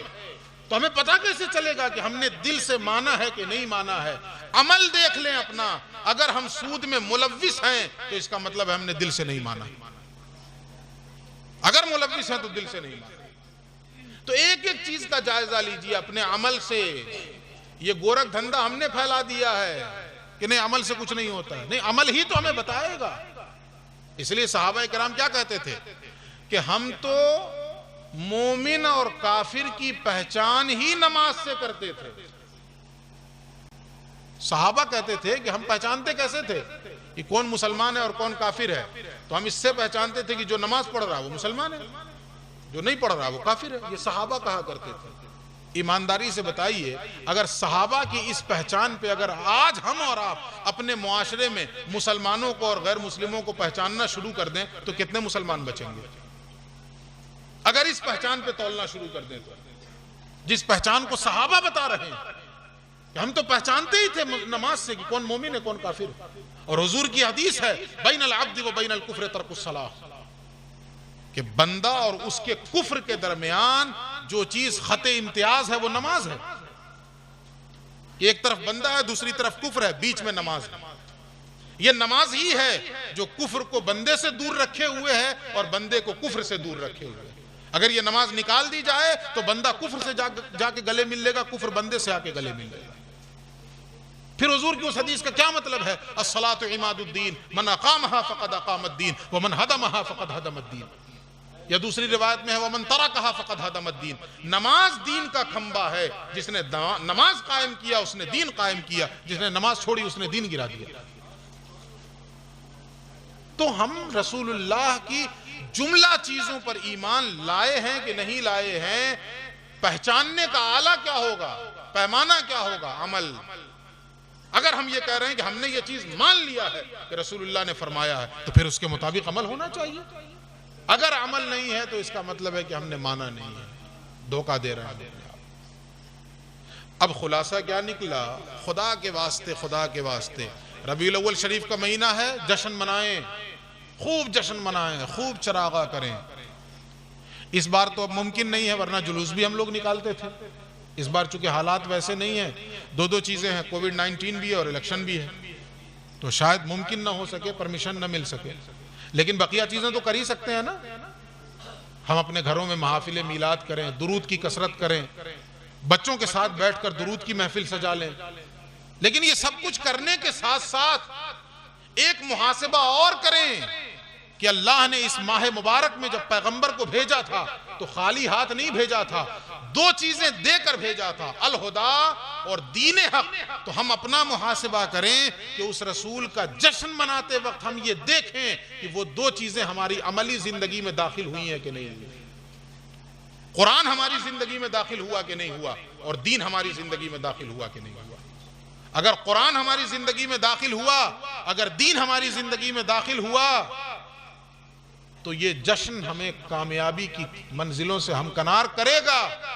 اور اگر قرآن اور دین ہماری زندگیوں میں داخل نہیں ہوا ہے تو یہ جشن خالی جشن ہو کے رہ جائے گا، اور کل قیامت کے دن اس کی کوئی حیثیت نہیں رہ جائے گی، کوئی قدر و قیمت نہیں رہ جائے گی، یہ بے وقات ہو کے رہ جائے گا۔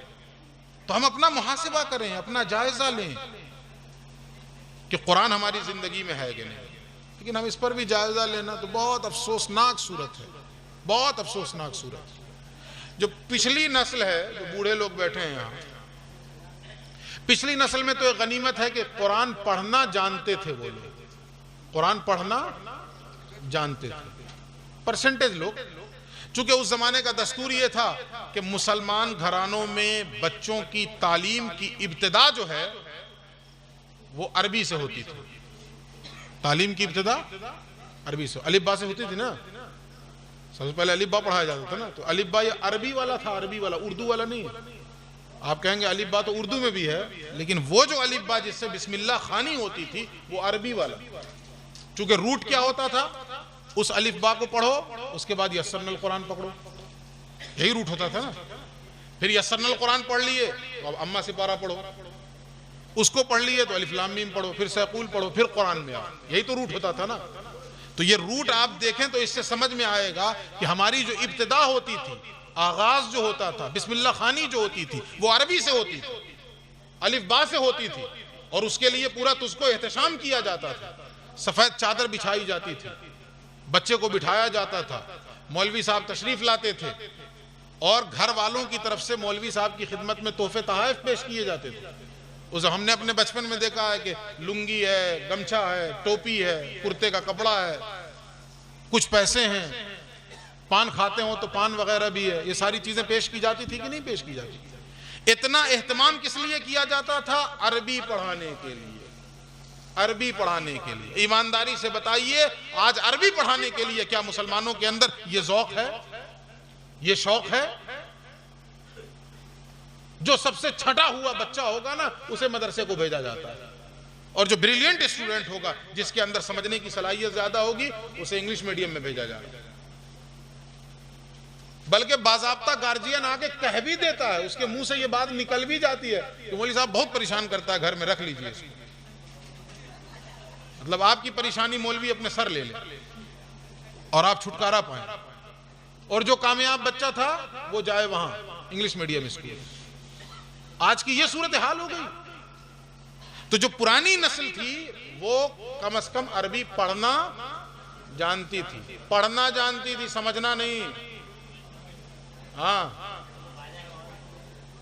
پھر سمجھیے، اصل میں بیچ میں چائے پلانا ہی نہیں چاہیے، بیچ میں چائے نہیں پلانا چاہیے. یہ محفل رسول کی بے ادبی ہے. یہ محفل رسول ہو اور اس میں چائے ناشتہ چلتی رہے تو یہ بے ادبی ہے. محفل رسول کے ادب کا تقاضا یہ ہے، اگر ضرورت ہے واقعی، چونکہ لمبی محفل ہوتی ہے تو کبھی کبھی ضرورت پیش آتی ہے، تو اس کے لیے روک لیجیے، تھوڑی دیر کے لیے محفل روک لیجیے، 10 منٹ کے لیے چائے وغیرہ چل جائے پھر شروع کریں. یہ نہیں ہو کہ اللہ کا ذکر بھی ہو، رسول اللہ کا ذکر بھی ہو اور بیچ میں چائے بھی ہم پیتے رہیں. تو یہ اللہ اور اس کے حبیب کے ذکر کے ساتھ جو ہے نا سوء ادب کا معاملہ ہے، یہ بے ادبی کا معاملہ ہے. بولیے غلط تو نہیں کہہ رہا ہوں؟ ہم لوگ عبادت کر رہے ہیں نا بھئی، اللہ اور رسول کا ذکر کر رہے ہیں تو عبادت کر رہے ہیں. تو کہا نماز جو عبادت کرتے ہیں نماز میں تو کھاتے پیتے ہیں کہ ایک رکعت پڑھے اس کے بعد کھا پی کے پھر دوسری رکعت پڑھے. کیسا ہوتا ہے کہ رکوع میں جاتے ہوئے 2 لقمہ مار لیے اور مصلی کے بغل میں پلیٹ رکھے، سجدے میں گئے، اٹھائے اور 2 لقمہ پھر لے لیے؟ ایسا ہوتا ہے؟ جب عبادت کر رہے ہیں تو صرف عبادت کی، بیچ میں کھانا پینا نہیں ہونا چاہیے. اگر واقعی ضرورت ہو تو بیچ میں محفل روک لی جائے. ہاں پارٹیکولر کسی ایک شخص کو ضرورت ہو، 2 شخص کو ضرورت ہو تو وہ محفل سے باہر نکل کے وہ ضرورت پوری کرے. محفل میں کھانا پینا یہ ادب کے خلاف ہے، سوء ادب ہے، بے ادبی ہے. ہاں بچپن میں مولوی صاحب میلاد شریف پڑھتے تھے تو ایک شعر پڑھتے تھے، مجھے ایک مصرع بھول گیا، میں ایک مصرع یاد ہے، نکل جائے محفل سے جو بے ادب ہے. وہ مصرع پڑھتے تھے، پورا شعر تھا، ایک مصرع بھول گیا، نکل جائے محفل سے جو بے ادب. لیکن یہاں مطلب کیا ہے، یہاں وہی بیٹھے جس کے اندر ادب اور جو ادب کے تقاضوں کو پورا کر سکے وہی بیٹھے.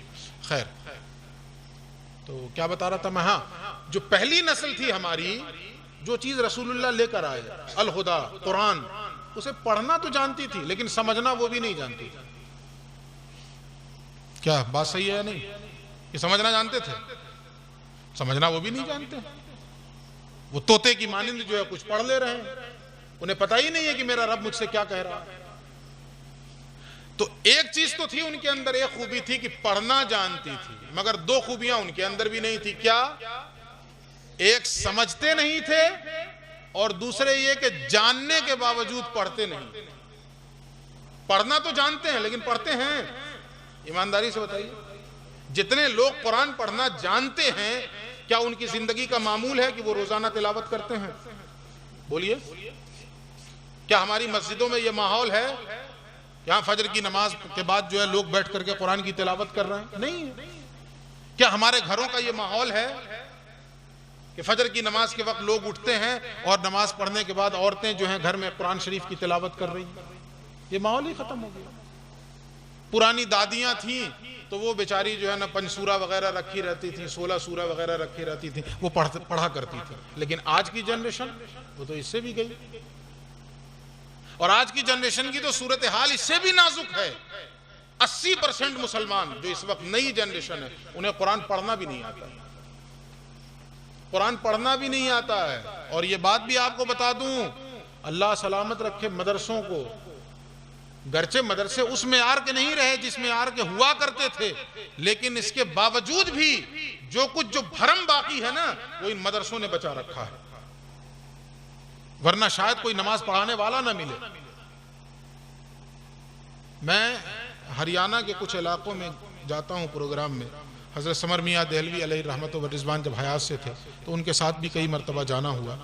تو وہاں کے لوگوں نے بتایا کہ جب سے حضرت آنے لگے تب سے کچھ تبدیلی آئی لوگوں کے اندر، ورنہ یہ بہت پرانی بات نہیں ہے. انہوں نے بتایا کہ ہم لوگوں کی زندگی کی بات ہے.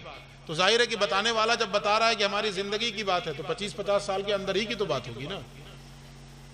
تو وہ بتا رہا تھا کہ ہم لوگوں کی زندگی کی بات ہے کہ ہمارے ہاں صورتحال یہ تھی کہ ایک مدرسہ نہیں، نتیجے کے طور پہ کوئی پڑھنا نہیں جانتا تھا.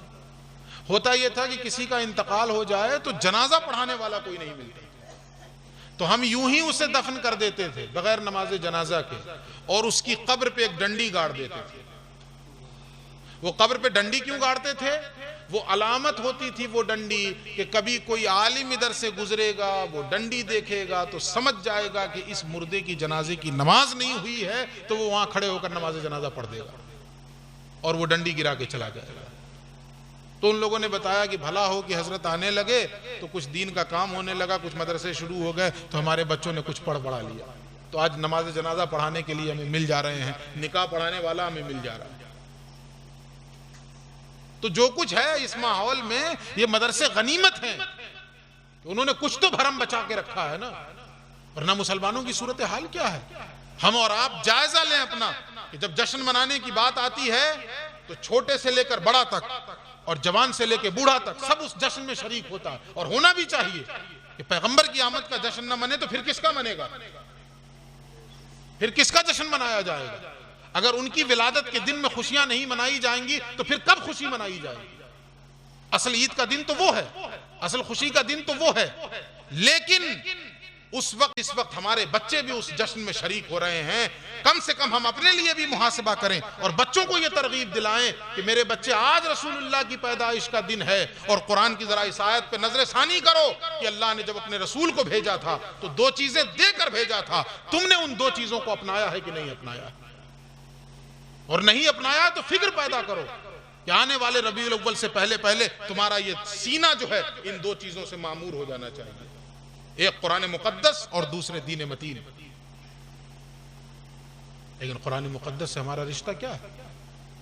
اللہ معاف کرے، اقبال نے کہا تھا نا کہ بآیات اشترا کار جزی نیست کہ از یاسین او آساں بمیری، کہ قرآن کی آیتوں سے تمہارا اس کے علاوہ کوئی تعلق نہیں رہ گیا ہے کہ تم اس کے سورہ یاسین سے مرنے کو آسان بناتے ہو، بس کہ جب تمہارے کسی عزیز کی جان اٹکتی ہے تو سورہ یاسین اس کے سرانے پڑھتے ہو، اس کے علاوہ کہاں پڑھا جا رہا ہے؟ اس کے علاوہ کون پڑھ رہا ہے قرآن؟ اور پھر پڑھ رہا ہے تو سمجھتا کتنا ہے؟ آپ کہیں سمجھنا مشکل ہے، کوئی مشکل نہیں ہے۔ دنیا کی ہر زبان میں قرآن یہ واحد کتاب ہے جس کا ٹرانسلیشن دنیا کی ہر زبان میں موجود ہے۔ آپ ہندی پڑھنا جانتے ہیں تو ہندی ٹرانسلیشن لیجئے نا، الحاضرت کے ترجمے کا ہندی ٹرانسلیشن بھی آ گیا، ہندی ورژن بھی آ گیا، انگریزی ورژن بھی آ گیا، آپ اس کو سامنے رکھیے اور ایک معمول بنائیے اپنی زندگی کا۔ ربیع الاول کے دن عہد کیجئے، 12 ربیع الاول شریف کا دن آوے، پیغمبر کی آمد کا دن آوے، اس دن پختہ عہد کیجئے اللہ و رسول کی بارگاہ میں کہ جو زندگی گزر گئی سو گزر گئی، اب آج کے بعد سے جو بھی دن ہماری زندگی کا گزرے گا کم سے کم ایک آیت ہی صحیح، اس ایک آیت کو پڑھیں گے بھی اور سمجھیں گے، اور نہ صرف یہ کہ پڑھیں گے اور سمجھیں گے بلکہ جو پڑھیں گے اور جو سمجھیں گے اس پر عمل بھی کریں گے۔ یہ ہے اصل جشن میلاد مصطفیٰ، یہ ہے اصل جشن، ورنہ رسول اللہ کو ہماری جھنڈیوں کی حاجت نہیں ہے۔ ہم تو ایسی جھنڈیاں بھی لگائیں نا میرے بھائی تو سادی جھنڈیاں لگایا کریں، لکھی ہوئی نہیں، جس میں رسول اللہ کے نام لکھے ہوں، القاب لکھے ہوں۔ ہم لگا دیتے ہیں رحمت للعالمین کی آمد مرحبا، سرکار کی آمد مرحبا، حضور کی آمد ایسی جھنڈیاں لگا دیتے ہیں۔ اگر ایسی جھنڈیاں لگا رہے ہیں جائز تو ہے لگانا، لیکن ایسی جگہوں پہ لگائیں اور اتنی احتیاط سے لگائیں کہ بعد ربیع الاول اسے آپ ادب کے ساتھ اتار کر کسی محفوظ جگہ پہ رکھیں، ورنہ ایسی جگہوں پہ نہ لگا دیں کہ کل کو جھنڈیاں ہوا کی زد پہ آ کے نیچے گریں اور لوگوں کے قدموں سے وہ روندی جائیں اور وہ نالیوں میں چلی جائیں جس پہ سرکار دو عالم کا نام لکھا ہوا، وہ جھنڈیاں نالیوں میں چلی جائیں، ورنہ بے ادبی کے شکار ہو جائیں گے ہم، اور اس جرم میں ہم پکڑے جائیں گے کل قیامت کے دن۔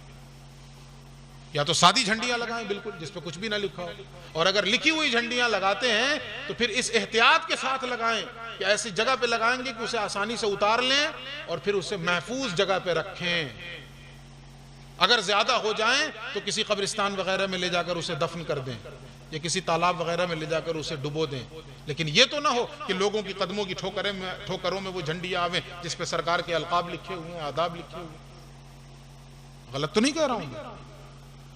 تو جشن منانا ہے، بالکل منانا ہے، 1000 لوگ مخالفت کریں کرنے دیجئے، یہ جائز نہیں وہ جائز نہیں، وہ سب کو اپنے آپ ان سے کہیے کہ میں بغیر دلیل کے جشن مناتا ہوں، بس بات ختم، ہمیں کسی دلیل کی حاجت نہیں۔ لیکن جشن منانے سے پہلے ایک مرتبہ ضرور محاسبہ کیجئے اپنا کہ جو 2 چیزیں اللہ نے اپنے حبیب کو دے کر بھیجا ہے اس کائنات میں، وہ کس کے لیے دے کر بھیجا تھا؟ امتی کے لیے تو نا، آنے والی نسلوں ہی کے لیے تھے نا، حضور آئے تو ہی تھے اسی لیے، ورنہ اللہ بھیجتا کیوں؟ بھیجا گیا ہمارے لیے، ہم پر احسان کیا نا اللہ نے.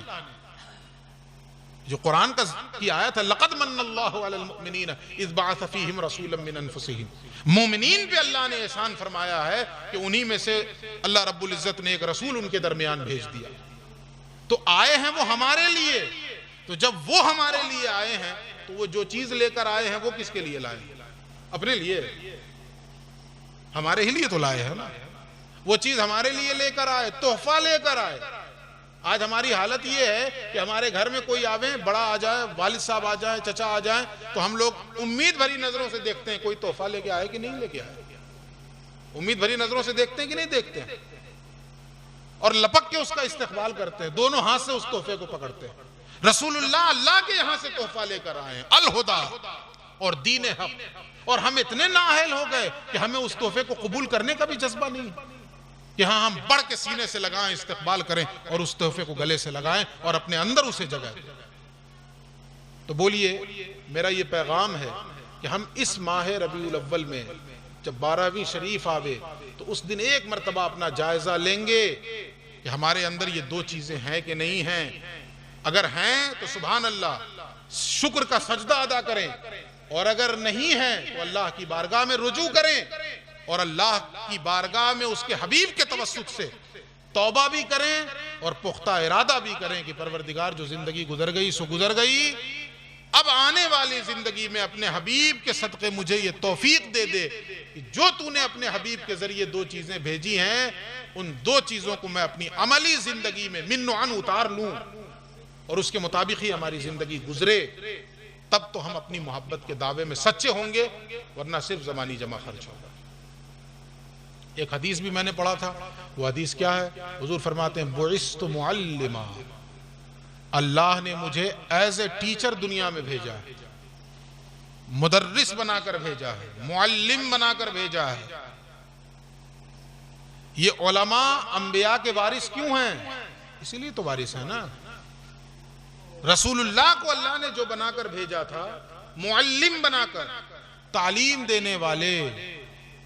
تو ہماری نظروں میں اس حدیث کا پہلا ٹکڑا سن کر یہ جذبہ پیدا ہو جانا چاہیے کہ ہمارے یہاں جو معلم ہوں, جو مدرس ہوں, جو پڑھانے والے ہوں, ہم ان کی تعظیم کریں گے, ان کی ضرورتوں کا خیال کریں گے, ان کا ادب بجا لائیں گے, ان کی چھوٹی سی چھوٹی خواہش پوری کریں گے. کیوں؟ اس لیے کہ یہ کار نبوت انجام دیتے ہیں. جو نبی کا کام ہے وہ یہ انجام دیتے ہیں. نبی کا کام کیا تھا؟ ایز اے معلم دنیا میں آئے تھے, ایز اے ٹیچر دنیا میں آئے تھے. تو حضور نے فرمایا بعثت معلما, اللہ نے مجھے معلم بنا کر بھیجا. اور آگے کیا فرمایا؟ لأتمم مکارم الاخلاق, تاکہ میں جو اخلاقی قدریں ہیں, جو گڈ بیہیویئرز ہیں, انہیں معراج تک پہنچا دوں, ان کی تکمیل کر دوں. یعنی وہ اخلاق پیش کر دوں دنیا والوں کے سامنے کہ قیامت تک دنیا والے اس کی نظیر دیں, اس کی مثال دیں. ہاں, اخلاق دیکھنا ہو تو یہ دیکھو, یہ محمد کا اخلاق صلی اللہ علیہ وآلہ وسلم, ارواحنا فدا. دنیا والے مثال دیں, اپنے تو اپنے, بیگانے مثال دیں. سب نے مانا کہ نہیں مانا؟ مکے والے جو حضور کو نبی نہیں مانتے تھے, ان سے جا کے پوچھتے کہ حضور کا اخلاق کیسا ہے, وہ کیا کہتے تھے؟ کہ ٹھیک ہے ہم نبی نہیں مانتے مگر اخلاق میں تو کوئی جوڑ نہیں ہے. کہتے تھے کہ نہیں کہتے تھے؟ خود فتح مکہ کے دن, جس دن رسول اللہ نے مکہ فتح کیا ہے, اس دن حضور کے سامنے وہ لوگ کھڑے تھے جنہوں نے حضور کو گھر سے نکالا تھا. مکہ چھوڑنے پہ مجبور کیا تھا نا جن لوگوں نے, وہی لوگ تو سامنے کھڑے تھے. تو حضور نے ان لوگوں سے پوچھا کہ بتاؤ میں تمہارے ساتھ کیا سلوک کرنے والا ہوں, تم کیا سوچتے ہو, میں تمہارے ساتھ کیا رویہ رکھوں گا, کیا سلوک کروں گا؟ تو مکے والے بھی جانتے تھے کہ اخلاق کے معاملے میں محمد عربی کا کوئی جوڑ نہیں. اس لیے انہوں نے چھوٹتے ہی کہا آپ کریم باپ کے بیٹے ہیں, آپ کے والد کریم تھے اور آپ کریم ہیں, آپ کے باپ کریم تھے اور آپ کریم ہیں, ہم کریم سے کرم ہی کی امید رکھتے ہیں, اور کیا رکھیں. جب مکے والے یہ یقین کیوں تھا؟ آج ایمانداری سے بتائیے, اگر میں اپنے بھائی سے کہہ دوں, آپ اپنے بھائی سے جو خون کا رشتہ ہے جس کے ساتھ, اس کو آپ کہیے کہ دیکھو بٹوارا اٹوارا مت کرو, ہمارے اوپر چھوڑ دو, کہ میں تمہارے ساتھ کیا سلوک کروں گا تم دیکھو، تو بھائی یقین کرے گا ہم پہ؟ جو اپنا بھائی ہے، جس سے خونی رشتہ ہے، وہ یقین کرے گا؟ وہ کہے گا اچھا تمہارے اوپر چھوڑ دیں کہ ٹھن ٹھن گوپال بنا دو ہم کو، کہ نہ گھر کے رہے نہ گھاٹ کے رہے۔ یعنی ہمارا اخلاق اس قدر پستی میں چلا گیا کہ ہمارے اپنے بھائی کو یقین نہیں ہمارے اوپر۔ اور وہاں جو جان کے دشمن تھے رسول اللہ کے، جب حضور ان سے پوچھ رہے ہیں کہ کیا سمجھتے ہو میں تمہارے ساتھ کیا سلوک کروں گا، تو انہوں نے بغیر توقف کے کہا تھا کہ آپ تو کریم ہے، کرم ہی کریں گے۔ یعنی اتنا ناز تھا انہیں رسول اللہ کے اخلاق۔ تو حضور نے فرمایا کہ اللہ نے مجھے ایز اے معلم دنیا میں بھیجا ہے تاکہ میں اخلاقی قدروں کو مکمل کر دوں، اور واقعی کیا آپ نے۔ اخلاق کی وہ مثال پیش کی، قرآن نے گواہی دی ہے نا۔ آپ کو حیرت ہوگی، اللہ نے اپنے نبی کی نماز کی ایسی تعریف نہیں کی ہے، روزے کی ایسی تعریف نہیں کی، جبکہ حضور روزہ 3 دن کنٹینیو رکھتے تھے۔ کنٹینیو سے مراد آپ یہ نہیں سمجھیں کہ 3 روزہ لگاتار، نہ، ایک سحری سے 3 روزہ۔ ایک سحری روزہ شروع ہوا تو ہم لوگ مغرب کے وقت کھول لیتے ہیں نا، حضور کھولتے نہیں تھے، وہ روزہ چل رہا، وہ رات میں بھی روزہ، پھر دن آیا پھر روزہ، دوسرا روزہ پھر چل رہا ہے، وہ رات میں بھی روزہ ہے، پھر دن آیا پھر روزہ، اب تیسرے دن مغرب کے وقت جا کے افطار کیا۔ یعنی 3 دن مسلسل بغیر کھائے پیے حضور روزہ رکھتے تھے۔ لیکن اللہ نے اس عمل کی بھی تعریف ایسی نہیں بیان کی جیسی تعریف اللہ رب العزت نے حضور کے اخلاق کی بیان کی۔ قسم کھا کے اللہ نے کہا نون والقلم وما یسطرون ما انت بنعمت ربک بمجنون وان لک لاجرا غیر ممنون انک لعلی خلق عظیم۔ اللہ نے قسم کھائی، اور قسم کھانے کے بعد کہا کہ میرے حبیب آپ کے اخلاق بہت اعلیٰ ہیں، بہت اونچے ہیں، بے نظیر ہیں، بے مثال ہیں۔ اگر موجودہ دور میں مسلمان، یہ آخری بات بتا رہا ہوں، اگر موجودہ دور میں مسلمان اپنی عزت کی بحالی چاہتا ہے اور اپنے جان و مال کی حفاظت چاہتا ہے تو اس کے سوا کوئی راستہ نہیں ہے کہ وہ رسول اللہ والا اخلاق اپنا لے۔ اب میں یہ کیوں کہہ رہا ہوں، ایک روایت سنا کے بعد ختم کر دوں گا۔ جب حضور پہ پہلی وحی اتری، پہلی وحی، اقرأ بسم ربک الذی خلق، خلق الانسان من علق، تو قرآن اترا تھا نا، تو قرآن کی ہیبت ہے نا، ایک اس کا روب ہے، اس کا دبدبا ہے۔ اللہ کہتا اگر پہاڑ پہ اتار دیتے تو پہاڑ ٹوٹ پھوٹ جاتا۔ اسی قرآن کے بارے میں اللہ کہتا لو انزلنا هذا القرآن على جبل لرأيته خاشعا متصدعا من خشیۃ اللہ، اگر ہم اس قرآن کو پہاڑ پہ اتارتے تو پہاڑ اس قرآن کے خوف سے ریزہ ریزہ ہو جاتا، مٹی کے ڈھیر میں تبدیل ہو جاتا۔ تو پہاڑ پہ اللہ نے نہیں اتارا، حضور کے قلب اطہر پہ اتارا۔ ٹھیک ہے، حضور کے قلب اطہر پہ اترا۔ جو پہلی مرتبہ یہ قرآن اترا تو اس کا روب، اس کا دبدبا اور اس کی ہیبت حضور پر بھی طاری ہوئی، اور ایسی طاری ہوئی کلام اللہ کی ہیبت کہ حضور کے جسم اقدس میں کپ کپی آ گئی، لرزہ طاری ہو گیا آپ کے اوپر، کانپنے لگے آپ، اور سخت سردی لگنے لگی آپ کو۔ آپ گھر گئے اسی حالت میں۔ آپ کی شریک حیات حضرت خدیجہ تھیں، آپ نے جاتے ہی کہا زملونی زملونی، مجھے کمبل اڑھاؤ، مجھے کمبل اڑھاؤ، لقد خشیت علی نفسی، مجھے اپنی جان کا خوف ہے، کہیں مجھے کچھ ہو نہ جائے۔ یہ حضور کہہ رہے ہیں۔ جب حضرت خدیجہ سے حضور نے یہ کہا ہے کہ مجھے اپنی جان کا خوف ہے، مجھے کہیں کچھ ہو نہ جائے، اس پر حضرت خدیجہ نے حضور کی تسلی کے لیے کچھ الفاظ کہے ہیں۔ وہ الفاظ سنیے آپ کیا ہیں۔ حضرت خدیجہ کہتی ہیں کلا واللہ ما یخزیک اللہ ابدا انک لتصل الرحم وتقری الضیف وتکسب المعدوم وتحمل الکل وتعین علی نوائب الحق۔ کیا مطلب اس کا؟ حضرت خدیجہ کہتی ہیں میرے شوہر نامدار آپ بالکل پریشان نہ ہوں، بالکل فکر نہ کریں، میں اللہ کی قسم کھا کے کہتی ہوں کہ اللہ آپ کو کبھی نقصان میں ڈالے گا ہی نہیں۔ اللہ آپ کو کبھی نقصان میں ڈالے گا ہی نہیں، یہ ہو ہی نہیں سکتا ہے کہ اللہ آپ کو نقصان میں ڈال دے۔ اتنے یقین کے ساتھ کیوں کہہ رہی ہیں حضرت خدیجہ؟ تو اب سنیے، حضرت خدیجہ کہتی ہیں میں ایسا اس لیے کہہ رہی ہوں کہ آپ رشتوں کو نبھاتے ہیں، کمزوروں کا بوجھ اٹھاتے ہیں، غریبوں کی مدد کرتے ہیں، بیواؤں کا سہارا بنتے ہیں، سچ بولتے ہیں، زمینی اور آسمانی آفتوں میں جو لوگ گرفتار ہو جاتے ہیں ان کے مددگار بن کر آپ کھڑے ہو جاتے ہیں۔ تو جس کا یہ اخلاق ہو، جس کا یہ کردار ہو، جو دوسروں کے کام آتا ہو، اللہ رب العزت اسے نقصان میں ڈال ہی نہیں سکتا۔ یہ یقین حضرت خدیجہ کا کہ میرے شوہر کو کچھ نہیں ہوگا، نقصان ہو ہی نہیں سکتا، کس بنیاد پہ تھا؟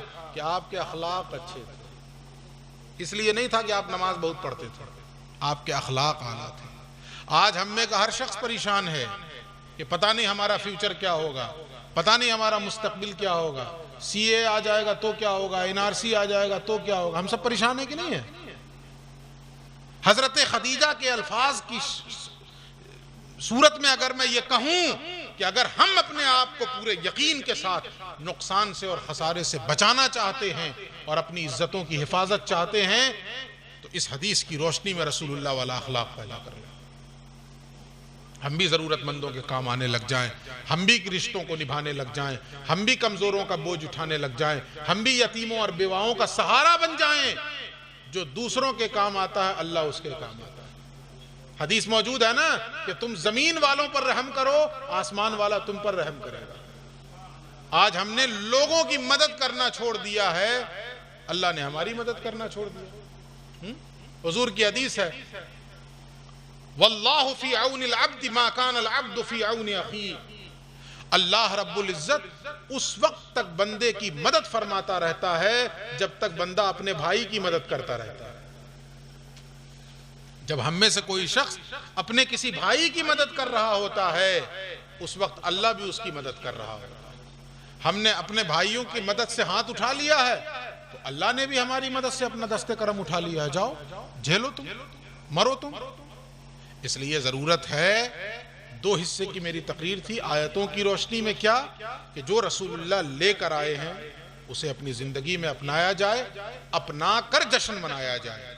اور دوسرا پیغام وہ حدیث کہ حضور نے فرمایا مجھے معلم بنا کر بھیجا ہے تاکہ میں اخلاقی قدروں کو مکمل کر دوں، تو ہماری ذمہ داری بنتی ہے کہ ہم اپنے اندر رسول اللہ والا اخلاق پیدا کریں۔ علماء سے پوچھیں، مدرسے میں چلے آیا کریں، مصباحی صاحب سے پوچھ لیا کریں، دیگر اساتذہ سے پوچھ لیا کریں، حضور کی کوئی دو باتیں بتا دیجئے، حضور کی کوئی ایک بات بتا دیجئے۔ رفتہ رفتہ دھیرے دھیرے روزانہ ایک ایک حدیث سنتے چلے جائیں گے تو مہینے میں 30 کا علم ہو جائے گا۔ رسول اللہ کے عادات و اطوار کے متعلق ایک ایک بات پوچھتے رہیے کہ ایک بتائیے۔ آپ خود پکڑیے مصباحی صاحب کو کہ نہیں ہم لوگ آپ کے پاس آئیں گے، اتنے بجے آئیں گے، دن میں آئیں گے، رات میں آئیں گے، آپ زیادہ نہیں 5 منٹ ہمیں رسول اللہ کے عادات و اطوار کے متعلق، ان کی سیرت کے متعلق، ان کے کردار کے مطابق بتائیے۔ اور صرف اس لیے نہیں، ہم لوگوں کا رویہ کیا ہے؟ بتایا گیا سنیں سبحان اللہ ماشاء اللہ، سبحان اللہ ماشاء اللہ، ہو گیا، سبحان اللہ ماشاء اللہ کہہ کے اپنی ذمہ داری ہم نے ادا کر لی۔ نہیں، اس لیے نہ سنیں کہ سبحان اللہ ماشاء اللہ کہنا ہے۔ فرشتے جن کے لیے سبحان اللہ ماشاء اللہ کہہ کے نہیں تھک رہے ہوں تو ہمارے سبحان اللہ ماشاء اللہ کی ان کو کیا حاجت ہے اور کیا ضرورت ہے؟ ہماری ذمہ داری یہ ہے کہ ہم جب رسول اللہ کے عادات و اطوار کو سنیں تو انہیں اپنانے کی فکر پیدا کریں۔ اللہ رب العزت ہمیں اور آپ کو صحیح معنوں میں ماہ ربیع الاول شریف کا اہتمام کرنے کی توفیق عطا فرمائے، اور عین جس دن ہم ولادت رسول کا جشن منائیں اس دن ہم نے جو پیغام دیا ہے اس پیغام کو اللہ سب سے پہلے مجھے عمل کی توفیق دے، اللہ رب العزت ہم سب کو اس پر عمل کرنے کی توفیق عطا فرمائے۔ میں ایک مرتبہ پھر اس ادارے کے جملہ اساتذہ کا اور خاص طور پہ جو اس ادارے کے روح رواں ہیں مصباحی صاحب کا، مجھے بہت خوشی ہوئی اس بات سے، واللہ بتا رہا ہوں کہ اس لاک ڈاؤن میں جس قدر ہم نے پریشان دیکھا ہے دوسرے کسی کو نہیں۔ وہ بیچارے جائیں تو کہاں جائیں، ان کی عزت نفس بھی آڑے آتی ہے نا، وہ رکشہ چلا نہیں سکتے، وہ بوجھ ڈھو نہیں سکتے۔ ایک حافظ کے بارے میں رپورٹ آئی تھی کہ وہ جب ان کی جاب ختم ہو گئی لاک ڈاؤن کی وجہ سے، مدرسے والوں نے ہاتھ اٹھا لیا کہ ہم نہیں کچھ کر سکتے، آپ اپنا انتظام خود کیجئے۔ وہ چلے گئے اینٹ بھٹے پہ اینٹ ڈھونے کے لیے، وہ ٹریکٹر پہ اینٹ لاد واد رہے تھے، کیسے کر کے گرے اور ان کی روح پرواز کروا۔ یہ خبر آئی تھی آپ، تو بہت پریشان ہوئے اس وقت، علماء سب سے زیادہ پریشان ہوئے، چونکہ وہ کسی کو کہہ بھی نہیں سکتے نا اپنا دکھ، ان کے اپنے عزت نفس آڑے آتی ہے، اپنا دکھ بھی نہیں بیان کر سکتے ہیں، بیچارے پریشان حال گزر رہے ہیں۔ اور اس وقت حالت ایسی آ گئی، ایسے ایسے لوگوں کو ہم نے دیکھا اور جانا کہ جو یہ کہتے ہیں کہ پان تک کھانے کو پیسے نہیں، مدرسے والوں نے ہاتھ اٹھا لیا، مدرسے کے ذمہ داروں نے ہاتھ اٹھا لیا۔ ایسے حالات میں مجھے بہت خوشی ہوئی کہ مصباحی صاحب قبلہ نے جیسے بھی ہو، جہاں سے بھی ہو، اپنے مدرسے کے اساتذہ کو بے یار و مددگار نہیں چھوڑا ہے۔ اللہ اس کی بہت بڑی جزا دے گا اور بہت بڑا اجر عطا فرمائے گا اللہ رب العزت۔ میں نے یہ بات اس لیے کہی ہے کہ یہ بہت بڑی قربانی ہے، اور ہماری اور آپ کی ذمہ داری بنتی ہے کہ ہم ایسے ادارے کے دست و بازو بنیں، اور ایسے ادارے کے ذمہ داروں کو مضبوط کرنے کی کوشش کریں، ورنہ دنیا دار جو ادارے چلاتے ہیں نا، ادارے کے نام پہ اپنا گھر بناتے ہیں۔ آپ جا کے دیکھ لیجئے مدرسے کے سیکریٹریوں کی حالت کیا ہے، کہ وہ اپنا گھر بناتے ہیں، اپنی بلڈنگیں پیٹتے ہیں اور اپنی کار میں گھومتے ہیں، اور اساتذہ کا حال برا رہتا ہے۔ تو ایک عالم ہی ایک عالم کے درد کو سمجھتا ہے، انہوں نے محسوس کیا۔ تو میں پیغام دوں گا آپ لوگوں کو کہ اس مدرسے کو مضبوط کریں، اپنے علماء کو مضبوط کریں، اور اس مدرسے جو تعلیمی مشن برپا کیا گیا ہے اس میں آپ حضرات دامے درمے قدمے سخنے جیسے بھی ہو حصہ لیں، تاکہ علم کا فروغ ہو سکے، رسول اللہ کے مشن کا فروغ ہو سکے۔ وآخر دعوانا ان الحمدللہ رب العالمین۔ السلام علیکم ورحمۃ اللہ وبرکاتہ۔